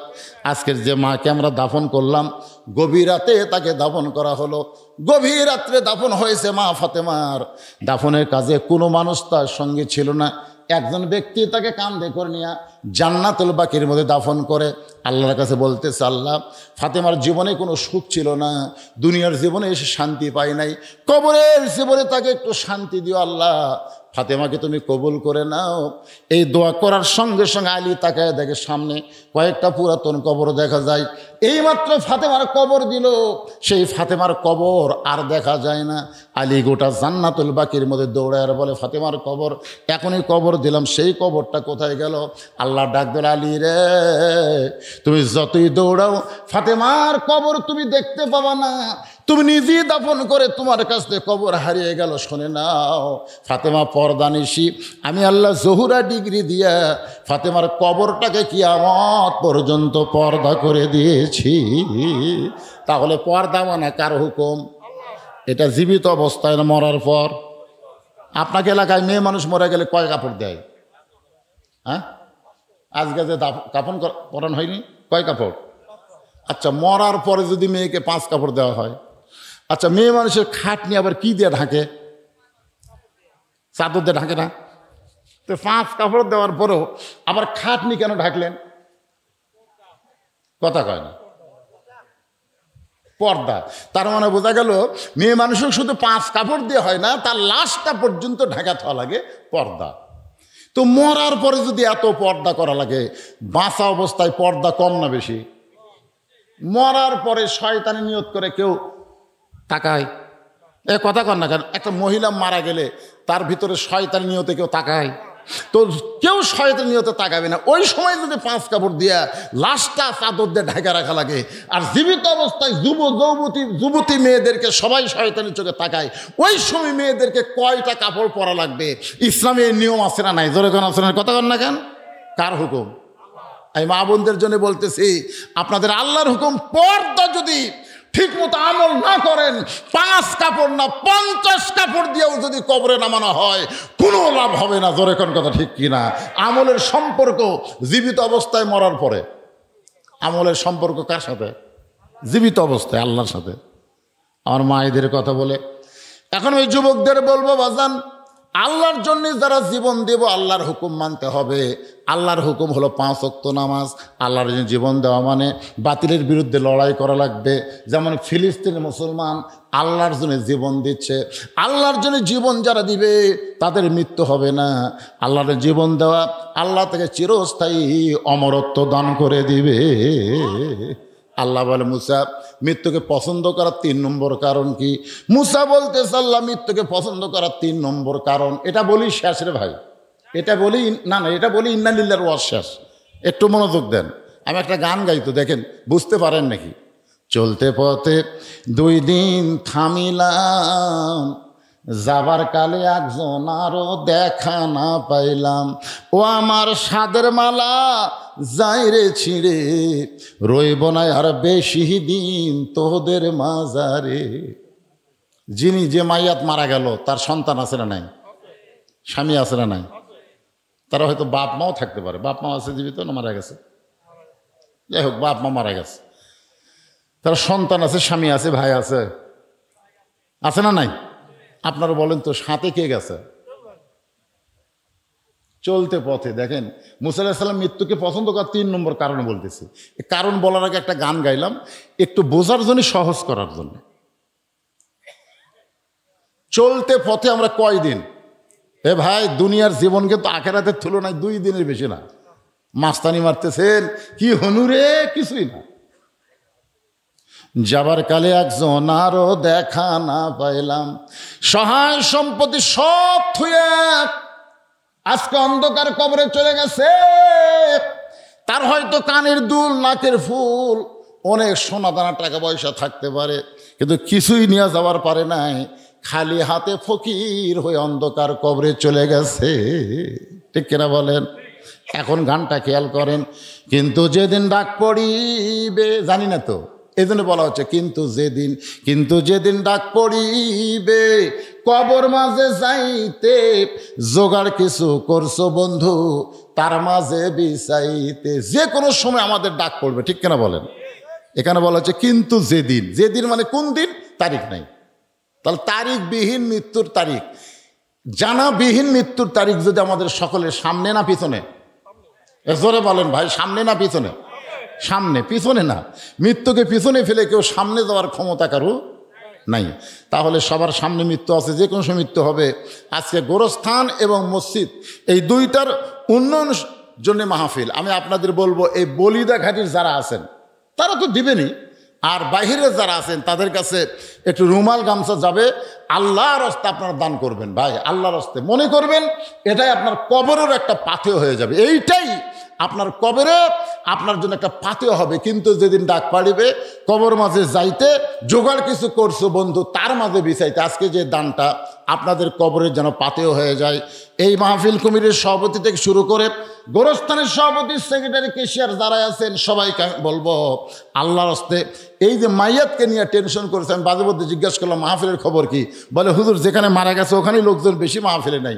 এই একটা টেনশন করতে করতে আপনাকে রাত আজকে চলে গেছে। অনেক সময় এখনও যারা দান করেননি, দান করতে পারেন নাই, সময় পান না, আমি তাদেরকে বলবো, মোনাজাত রাখতে যে যা পারবেন আল্লাহর হস্তে কবরের পাথর হিসাবে আল্লাহর হস্তে দান করবেন। বিশ্বাস করবেন আপনার দানটাই আপনার কাজে আসবে।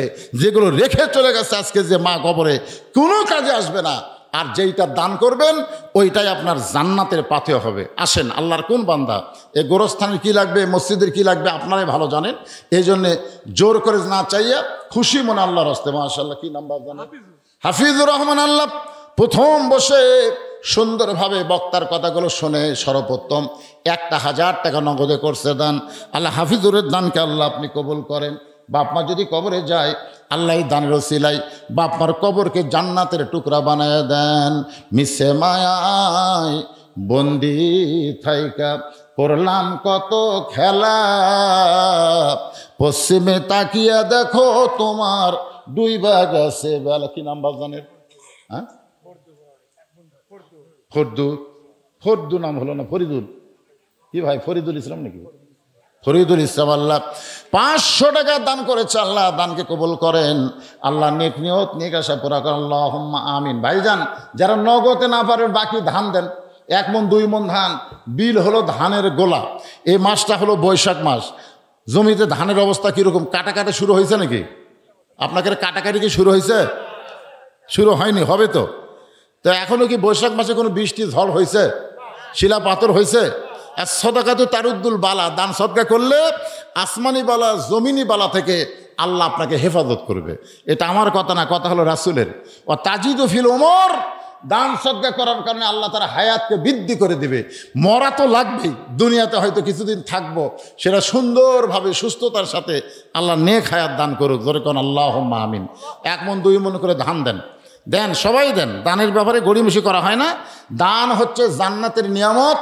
রাসূল বলেছেন আর ফকি হাবিবুল্লাহ, দানকারী আল্লাহর দোস্ত হবে। ধরে কোন সুবহানাল্লাহ। আসেন, আসেন আল্লাহর বান্দারা আসেন।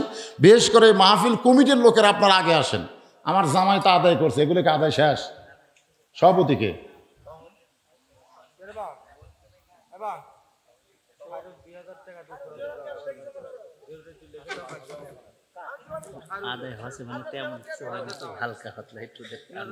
তাহলে তো বলতেছি তো, সেটা দেওয়া লাগবে না।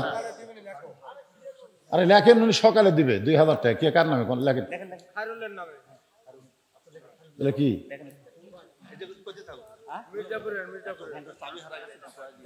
মোটর সাইকেল একটা চাবি হেরে গেছে, মোটর সাইকেল হারায়নি, খালি চাবি হারাছে। কেউ যদি চাবিটা পান দয়া করে এখানে বুঝাই দিবেন ইনশাল্লাহ।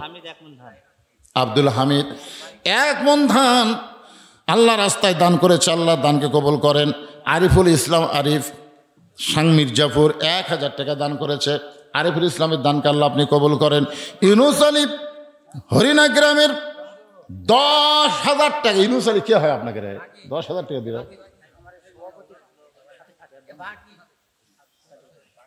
দিবে তো? দিবে, আচ্ছা। লিল্লাহি তাকবীর। ইউনুস আলী 10,000 টাকা দান করেছে, আল্লাহ তার দানকে কবুল করেন। রিজাউল হক হরিণা গ্রাম থেকে 20,000 টাকা। একেবারে এটা সত্যি?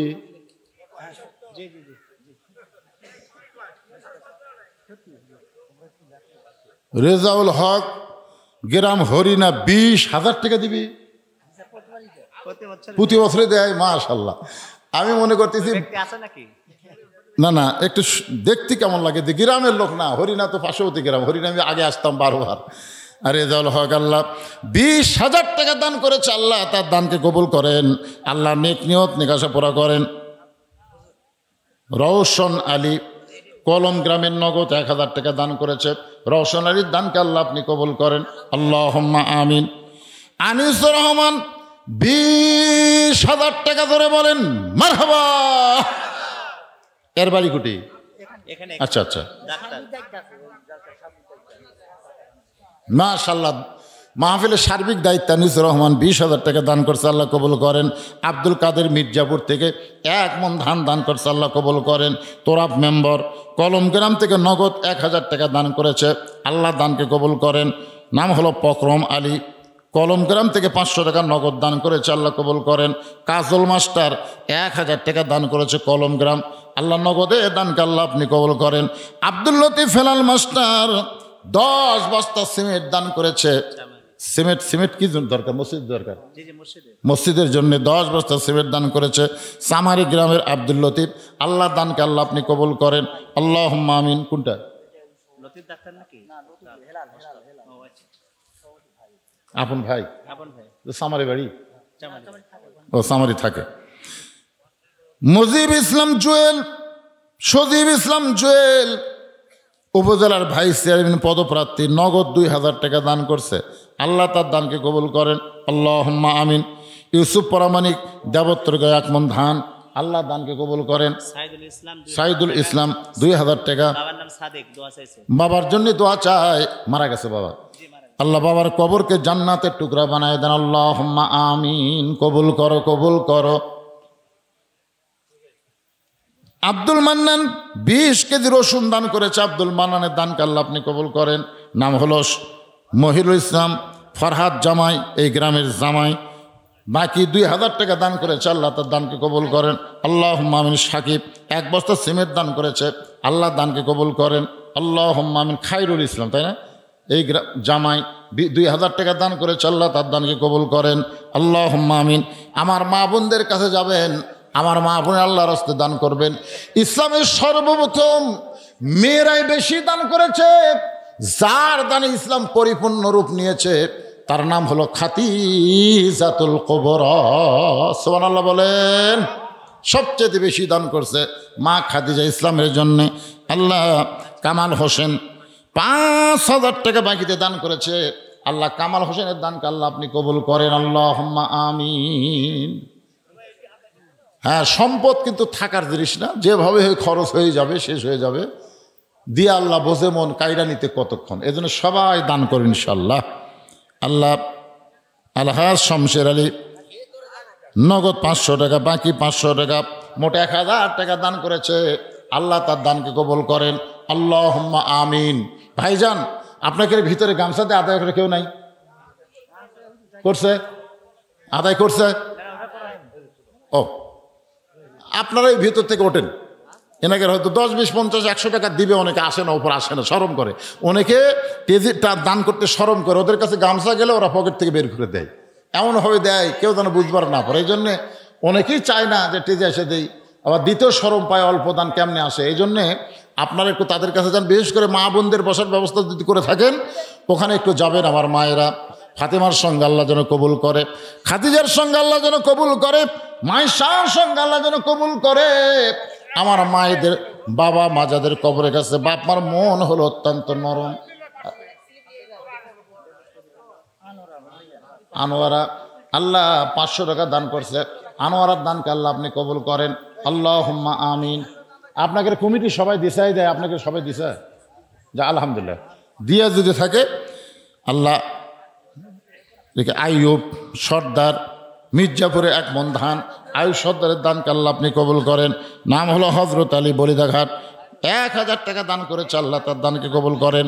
ওমর আলী 1000 টাকা 1 মণ ধান, আল্লাহ দানকে কবুল করেন, আল্লাহুম্মা আমিন।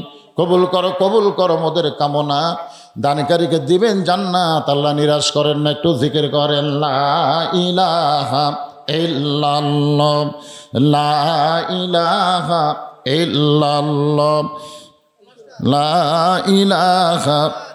মোজাহার সরকার বলিদাঘাটি 1 মণ ধান দান করেছে, আল্লাহ মোজাহার সরকারের দানকে আল্লাহ আপনি কবুল করেন।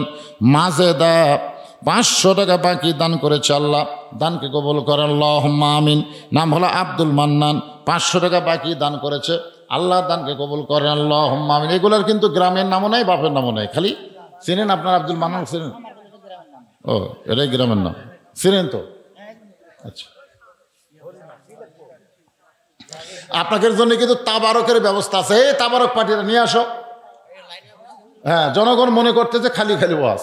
হ্যাঁ, তাবারকের ব্যবস্থা আছে, যতই মানুষ মারা যাক তারপরে এদের মনের মধ্যে এত কষ্ট নাই যে আপনাদেরকে খালি খালি ফেরত দেবে। বলতে তো পারে, ভাই আজকে একটা মা মারা গেছে এই জন্য তাবারকের ব্যবস্থা করা যায়নি। ভাই না, খাসি দিয়া তাবারক, খাসি দিয়া। হ্যাঁ, মাশাআল্লাহ। না, মনাদের মধ্যে অনেক দিন, মনাতে পরে আপনারা একটু সাইজে বসবেন আমার আদায়ের ভিতর দিয়েই। আল্লাহ তোমার একজন বান্দা জব্বার নগদে 500 টাকা দান করেছে, আল্লাহ তার দানকে কবুল করেন। মোহাম্মদ সিরাজ হরিনা 10 কেজি ধান দান করেছে, আল্লাহ সিরাজের দানকে আল্লাহ আপনি কবুল করেন, আল্লাহুম্মা আমিন। নাম হলো মোহাম্মদ নাফিল, 500 টাকা দান করেছে, আল্লাহ দানকে কবুল করেন, আল্লাহুম্মা আমিন। নজিবরের ভাগ্নে 500 টাকা দান করছে, আল্লাহ দান কবুল করেন। এগুলো সব বাকি না নগদ, বাকিটা লিখবেন, নগদটাও লিখবেন, তাহলে আপনাকে আদায় করতে সুবিধা হবে। হ্যাঁ, সিমেন্ট যারা দেবেন, সিমেন্ট লাগবে। যদি মনে করেন যে আল্লাহর ঘরের জন্য সিমেন্ট দেবো, আল্লাহর ঘর দুনিয়াতে যে তৈরি করে আল্লাহ তাকে জান্নাতে একটা ঘর বানায় দেয়। মা বোনদের মধ্যে যাবেন আদায় করতে, আমার মায়েরাও দান করবে। আগামী জুমার দিনে জুমার নামাজে আজান দেওয়ার সঙ্গে সঙ্গে যেই মুসল্লি মসজিদের মধ্যে পা দেবে তাকে জিজ্ঞাসা করলেই জানতে পারবে এত বড় জান্নাত আল্লাহর বান্দারা কেমনে দেখবে। মনে আছে না ভুলে গেছেন? ভুলে গেছেন? হ্যাঁ, যে জিবরাইল দেখলো দুনিয়ার 1 বছরে কয় আনা দেখছে? 1 আনা। আর 16 আনা জান্নাত বান্দারা দেখবে কেমনে? ফেরেশতা জিবরাইল মনের মধ্যে প্রশ্ন, 600 ফাঁকাতে উড়াল দিয়ে 1 বছরে যদি 1 আনা দেখি, তাহলে 16 আনা জান্নাতে হেঁটে হেঁটে বান্দারা কেমনে দেখবে? এই নিয়ে তার মনের মধ্যে যখন দ্বন্দ্ব, আল্লাহ কয় জিবরাইল কেমনে দেখবে যদি জানবার চাও, আগামী জুমার দিনে আজান দেওয়ার সঙ্গে সঙ্গে যেই মুসল্লি মসজিদে পা দিবে তাকে জিজ্ঞাসা করলেই জানতে পারবে এত বড় জান্নাত আল্লাহর বান্দারা কেমনে দেখবে। ভুলে গেছেন? আমাকে জান্নাত আছে না নাই? ছোট না বড়? কত বড়? হ্যাঁ, ভাইজান সেই জান্নাতের মালিক হবেন। আপনার মনে করতেছেন হেলিকপ্টার নাই, লাগবে না, রকেট লাগবে না, বিমান লাগবে না। আল্লাহ তাআলা একটা শক্তিশালী, যালিকা ফাদলুল্লাহ ইউতিহি মান ইয়াশা আল্লাহু যুল ফাদলিল আযীম। যখন বললেন আমার হুদহুদ পাখি কোথায়, বহু ঘটনা, সুলাইমানের ঘটনা, আমি ঘটনা বলতেছি না। এক সময় সুলাইমান নবী বললেন, হাজার হাজার মাইল দূরে বিলকিস রানীর সিংহাসন আমার রাজ দরবারে কে হাজির করে দিবা? কোরআন শরীফের মধ্যে বলেছেন কালা ইফরিতু মিনাল জিন, ইফরিত নামে একজন জিন বলল, জাহাপন আপনি যদি চান বিলকিস রানীর সিংহাসন আপনার দরবারে হাজির হবে। সুলাইমান নবী বলেন কত সময় লাগবে? বলে বেশি সময় লাগবে না, আপনি সিংহাসন থেকে উঠবেন আর বসবেন, এরই মধ্যেই বিলকিস রানীর সিংহাসন হাজার হাজার মাইল দূর থেকে আপনার সামনে হাজির হবে। সুলাইমান নবী চমকে গিয়ে বললেন, এত তাড়াতাড়ি হাজার হাজার মাইল দূরে সিংহাসনে হাজির হবে? সমস্ত মানুষ যখন জিনের প্রশংসা করতেছে, আল্লাহ জিনকে কত শক্তি দিল। এমন সময় মানুষের মধ্যে একজন আসহাব ইবনে বারখিয়া, সে বলল, উঠতে বসতে তো অনেক সময়, ওগো নবী, খালি চোখ বন্ধ করবেন আর খুলবেন, এর পূর্বেই বিলকিস রানীর সিংহাসন আপনার সামনে হাজির হয়ে যাবে। ধরে করেন সুবহানাল্লাহ। সুলাইমান নবী বললেন, আসহাব ইবনে বারখিয়া, এত বড় ক্ষমতা তুমি কেমনে পাইলে? বলে আমি পাইনি, আল্লাহ আমাকে দিছে। ধরে কেন সুবহানাল্লাহ। কোরআনে আল্লাহ আয়াত নাজিল করে বললেন, যালিকা ফাদলুল্লাহি ইউতিহি মান ইয়াশা ওয়াল্লাহু যুল ফাদলিল আযীম। হযরত বেলাল যখন জুমার নামাজের আজান দেয়, ফরহাদ আলী 5 বস্তা সিমেন্ট দান করেছে, ফরহাদ আলীর দানকে আল্লাহ আপনি কবুল করেন। মাহবুব রহমান 1 বস্তা সিমেন্ট দান করছে, আল্লাহ কবুল করেন। মিঠু 2 বস্তা সিমেন্ট দান করছে, আল্লাহ কবুল করেন। শাহজাহান হরিণ 1 বস্তা সিমেন্ট দান করছে, আল্লাহ কবুল করেন। আব্দুল খালেক 1 বস্তা সিমেন্ট দান করছে, আল্লাহ সকলের দানকে আল্লাহ আপনি কবুল করেন। যারা নিয়ত করে দান করছে, আল্লাহ সকলের নেক নিয়ত নেক আশাকে আপনি কবুল করেন। হযরত বেলাল যখন জুমার নামাজ আজান দেয়, ফেরেশতা জিবরাইল দাহিয়াতুল কালবি সাহাবীর চেহারায় মসজিদের দরজার পাশে লুকে আছে। কে সর্বপ্রথম পা দেয়? আল্লাহর ঘর মসজিদ নববীতে। ধরে কোন সুবহানাল্লাহ। কোন সাহাবীর চেহারায়? দাহিয়াতুল কালবি সাহাবীর চেহারায় জিবরাইল দরজার ফাঁকে লুকে আছে। সর্বপ্রথম যেই বান্দা হযরত বেলাল আজান দেওয়ার সঙ্গে সঙ্গে মসজিদে পা দিল, তার নাম হলো আবু বকর সিদ্দিক। দাহিয়াতুল কালবির চেহারা। জিবরাইল বলেন, আবু বকর ভাই, আপনি কি বলতে পারবেন এই মুহূর্তে জিবরাইল কোন জায়গায়? আবু বকর রাদিয়াল্লাহু বললেন, আমি আল্লাহর ঘরে আসি ফেরেশতা পাওয়ার জন্যে না, জিবরাইল খোঁজার জন্যে না, আমি আমার আল্লাহ পাওয়ার আশায়। ধরে এখন সুবহানাল্লাহ। দাহিয়াতুল কালবি সাহাবীর চেহারায় জিবরাইল বলতেছে, আবু বকর ভাই, আপনি কি বলতে পারবেন এই মুহূর্তে ফেরেশতা জিবরাইল কোন জায়গায়? আবু বকর বলতেছে, তুই কি মনে করিস আমি ফেরেশতা খুঁজবে আসি? আমি আসি আল্লাহর খোঁজে। দাইয়াতুল কালবির চেহারায় যখন আবার বললেন, আবু বকর ভাই আপনি কি বলতে পারবেন এই মুহূর্তে জিবরাইল কোন জায়গায়? সঙ্গে সঙ্গে আবু বকরকে চমক দিয়ে উঠলেন, চমকে উঠলেন। একই কথা দুইবার আবু বকরের সামনে কেউ বলে না।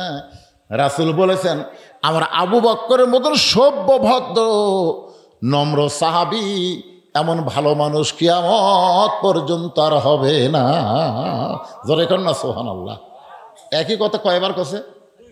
সঙ্গে সঙ্গে ওকে চুম করে বলতেছে, চোখ বন্ধ করে মুসকে মুসকে হাসতেছে। জিবরাইল বলে, চোখ বন্ধ করে হাসেন কেন? বলে, তুই না জিবরাইল। জিবরাইল চমকে বলল, আমি জিবরাইল। কেমনে বুঝলেন? আবু বকর বলে, চোখ বন্ধ করে 7 আসমান খুঁজে দেখলাম জিবরাইল নাই। চোখ বন্ধ করে তাহা তো সারা 7টা জমিন খুঁজে দেখলাম জিবরাইল নাই। ডানে দেখলাম, বামে দেখলাম, পিছনে দেখলাম, জিবরাইল নাই। তুই আল্লাহর ফেরেশতা জিবরাইল। সঙ্গে সঙ্গে জিবরাইল আল্লাহু আকবার। আল্লাহ বলে, জিবরাইল তাকবীর দিলা কেন? জিবরাইল বলতেছে, আল্লাহ চোখ বন্ধ করার সঙ্গে সঙ্গে 7 আসমান 7 জমিন যে খুঁজা পায় তার জন্য জান্নাত দেখা কোনো ব্যাপার না। ধরে কর না সুবহানাল্লাহ। এই ক্ষমতা আল্লাহ মানুষকে দিছে, ফেরেশতাকে দেয়নি। আল ইনসানু আশরাফুল মখলুকাত। সন্তানের মা, আব্দুল মান্নানের মা 1 বস্তা সিমেন্ট দান করেছে। আল্লাহ দানকে কবুল করেন। সানোয়ারের স্ত্রী 1 বস্তা সিমেন্ট দান করেছে, আল্লাহ কবুল করেন। মোস্তাকিম 500 টাকা দোয়া চাইছে, আল্লাহ কবুল করেন। নাম হলো রাশেদ, একজন মা আমার 1 বস্তা সিমেন্ট দান করছে। ফয়সাল 1 বস্তা সিমেন্ট দান করছে, আল্লাহ কবুল করেন। জসিম আলী 1000 টাকা বাকিতে দান করেছে। আল্লাহ সকলের দানকে আল্লাহ আপনি কবুল করেন। সবাই একটু সাইডে বসেন, ইস্তেগফার পড়ো। আস্তাগফিরুল্লাহ রব্বি মিন কুল্লি জামমি ওয়া তুবু ইলাই। আস্তাগফিরুল্লাহ রব্বি মিন কুল্লি জামমি ওয়া তুবু ইলাই। লা হাওলা ওয়ালা কুওয়াতা ইল্লা বিল্লাহিল আলিয়্যিল আযীম। আল্লাহুম্মা সাল্লি আলা মুহাম্মাদ ওয়া আলা আলি মুহাম্মাদ কামা সাল্লাইতা আলা ইব্রাহিম ওয়া আলা আলি ইব্রাহিম ইন্নাকা হামিদুম মাজিদ। আল্লাহুম্মা বারিক আলা মুহাম্মাদ ওয়া আলা আলি মুহাম্মাদ কামা বারাকতা আলা ইব্রাহিম ওয়া আলা আলি ইব্রাহিম ইন্নাকা হামিদুম মাজিদ। ভাইজান, আপনাদের সিংড়াতে কিছু কিছু মাহফিলে মোনাজাতের আগে তবরক দেয়। আমি আজকে বলতেছি, মোনাজাতের দাম বেশি না তবরকের দাম বেশি? আবার অনেক সময় মোনাজাত চলাকালীন তবরক দেয়। আমরা যখন হাত তুলি, খুব খেয়াল করবেন, আমরা কিন্তু জাত তার কাছে হাত তুলি না, আমরা হাত পাতাইছি কার কাছে? আপনার বলেন তো, তার সব কিছু দেওয়ার ক্ষমতা আছে না নাই? ওই সময় 1 টোপলা পোলা যখন দিল, আপনার মন যদি আল্লাহর দিকে না থাকে, পোলার দিকে যায়, তখন মোনাজাত কবুল হবে? এখন হবে? মোনাজাত হলো সবচাইতে দামি গুরুত্বপূর্ণ ইবাদত। আর দোয়া মুখল ইবাদাহ। দোয়া হচ্ছে সমস্ত ইবাদতের মাথা। আপনার যে হাত তুলে মোনাজাত করে, কি তুই মুই একটা জিনিস? কার কাছে হাত তুলছেন এইটা খেয়াল করবেন। আর এরই মধ্যে তবারক দিলে যদি ওই দিকে মন যায়, কি হবে? এই জন্যে মোনাজাতের পরে আপনাকে হইচই করবেন, একজন কি 2 টোপলা নেবেন?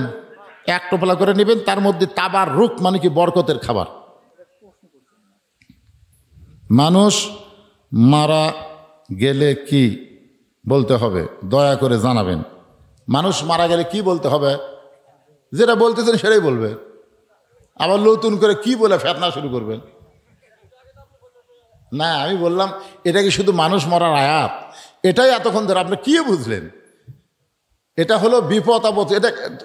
এটা ডাইরেক্ট ইজা মানে কি? যখন আসাবাতু হুম মুসিবা, তোমাদের উপরে বিপদ আপদ মুসিবত আসবে, কলু, তখন তোমরা বলবে ইন্না লিল্লাহ।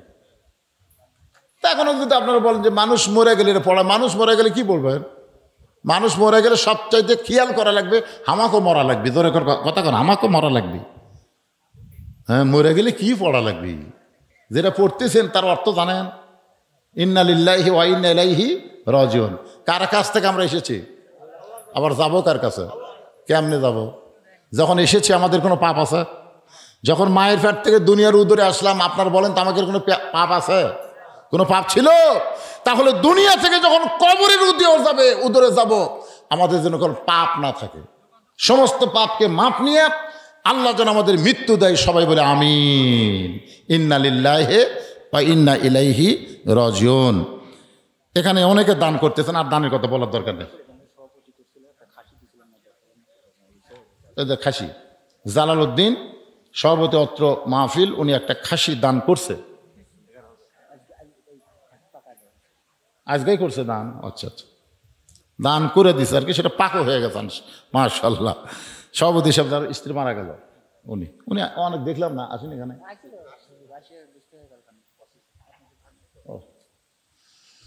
চান্স থাকলে আবার বিয়ে করবেন, অসুবিধা নাই না, যদি চান্স থাকে। আর যদি না থাকে করবেন না, ধৈর্য ধারণ করবেন। একাব্বর সূর্যপুর থেকে উনি 500 টাকা দান করছে, আল্লাহ দানকে কবুল করেন। আসাদুল সূর্যপুর বাকি 500 টাকা দান করছে, আল্লাহ দান কবুল করেন। আল্লাহ যাদের নাম বললাম না, সকলের দানকে আল্লাহ আপনি কবুল করেন। সকলে বলে আল্লাহুম্মা আমিন। আস্তাগফিরুল্লাহ আল্লাযী লা ইলাহা ইল্লা হুয়াল হাইয়ুল কাইয়্যুম ওয়া আতুবু ইলাইহি। যারা বাহিরে আছেন, আপনারা তো মুসলমানের মধ্যেই, ভিতরে আসেন। ওই দরজার উপর থাকে কি হবে, ভিতরে আসেন, সবাই ভিতরে আসেন। আর যারা তাবারক দিবেন, আপনারা তাবারক নিয়ে ভিতরে আসেন। যারা তাবারক নেবে হইচই করবে না, 1 টোপলার বেশি 2 টোপলার নিবেও না। আপনার যদি দেন বেশি করে তাহলে নিবে, তাছাড়া নিবে না। এরকম অধৈর্য বেশি নেওয়ার মানুষ আজকের মাহফিলে কেউ নাই। তার মধ্যে আমাদের আল্লাহর একজন বান্দি দুনিয়া থেকে বিদায় নিয়েছে, আমাদের যাওয়া লাগবে খামাকা। কিসের দুনিয়া? মিশে মায়াই বন্দি থাইকা করলাম কত খেলা, পশ্চিমে তাকিয়া দেখো তোমার ডুইবা গেছে বেলা। আল্লাহুম্মা আমিন। আল্লাহুম্মা আনতাস সালাম ওয়া মিনকাস সালাম, তাবারাকতা ইয়া যাল জালালি ওয়াল ইকরাম। আয় আল্লাহ তাআলা, মাগরিবের নামাজের পর থেকে রাত 1টা পার হয়ে গেছে, দীর্ঘ সময় পর্যন্ত তোমার বান্দা বান্দিরা আরামের বাড়ি ঘুমকে বাদ দিয়া কোরআন হাদিসের মহব্বত কলিজায় নিয়ে এই জান্নাতের বাগানে বসে বসে আলোচনা শোনার শেষে আমি গুনাহগারের সঙ্গে রহমতের দরজায় ফকির হয়ে দোকানে হাত তুলেছে। মেহেরবানি করে আজকের মাহফিল আমাদের সকলের হেদায়েতের জন্যে, নাজাতের জন্যে, জান্নাতের জন্যে কবুল করো আল্লাহ। এই মাহফিলের শুরু থেকে শেষ পর্যন্ত যত আলোচনা হয়েছে, ত্রুটি বিচ্যুতি ভুল হয়ে গেলে মাফ করে হাদিয়া মঞ্জুর করো। সোনার মদিনায় নবী পাকের রওজা মুবারক আল্লাহ কবুল করে নাও। তামাম আম্বিয়াই কেরাম, আসহাবে কেরাম, তাবিনী কেরাম, তাবা তাবিনী কেরাম, তামাম পৃথিবীর মাটির নিচে যত মুমিন মুমিনাত শুয়ে আছে আল্লাহ, সকলের আরওয়াহ আর হাদিয়া কবুল করো আল্লাহ। আমরা যারা হাত তুলেছি, আমাদের জনম দুঃখনী মা যাদের কবরে চলে গেছে, আল্লাহ মেহেরবানি করে মায়ের কবরকে জান্নাতের টুকরা বানিয়ে দাও। আমরা যারা হাত তুলেছি, আমাদের দাদুর বাবা যাদের অন্ধকার কবরে চলে গেছে, আল্লাহ মেহেরবানি করে বাবার কবরকে জান্নাতের টুকরা বানায় দাও। আমাদের কারো সন্তান, কারো দাদা দাদি, এমনকি আজকে একজনের বিবি, একজনের মা দুনিয়া থেকে চলে গেল, আল্লাহ নতুন কবর দেওয়া হলো বলে গোরস্থানে, আল্লাহ আমার সে মায়ের কবরকে জান্নাতের টুকরা কবুল করে নাও আল্লাহ। যারা কষ্ট করে মেহনত করে আল্লাহ এত সুন্দর আয়োজন করেছে আল্লাহ, আল্লাহ তাদের আয়োজনকে জান্নাতের বিনিময় হিসেবে কবুল করে নাও। নগদে বাকিতে আজকে অনেক টাকা দান করেছে আল্লাহ, আল্লাহ কেউ 10টা টাকা হলেও তো দান করেছে আল্লাহ, সকলের দানগুলোকে জান্নাতের বিনিময় হিসাবে কবুল করে নাও আল্লাহ। আল্লাহ ফিলিস্তিনের মুসলমানকে হেফাজত করো, যারা জীবন দিয়েছে শাহাদতের মর্যাদা দান করো। আহত অবস্থায় যারা হাসপাতালে আছে তাদেরকে সুস্থতার নিয়ামত দান করো। আমরা যারা হাত তুলেছি আল্লাহ, কে কোন নিয়তে হাত তুলেছে, সকলের নেক নিয়ত নেক আশাকে তুমি কবুল করো। পর্দার অন্তরালে আমার মা বোনেরা বসে বসে আলোচনা শুনতেছে আল্লাহ, তাদের সকলকে পর্দানিশি কবুল করো আল্লাহ। যারা তবারক দেবেন হইচই করেন না, এরা মনে করতেছে আল্লাহ আমাকে তবারক পাক করার জন্য দুনিয়াত পাঠাছে, আর এই তবারক বাঁটার জন্যই পাঠাছে। ওরকে চাল চরিত্র দেখে তাই মনে হয় নাকি কম? আরে একটা মোনাজাতের মধ্যে সামিল হওয়ার মতন ভাগ্য যাদের হলো না, হইচই করতে করতে জীবন গেল, মরেও যাবো এই অবস্থায়।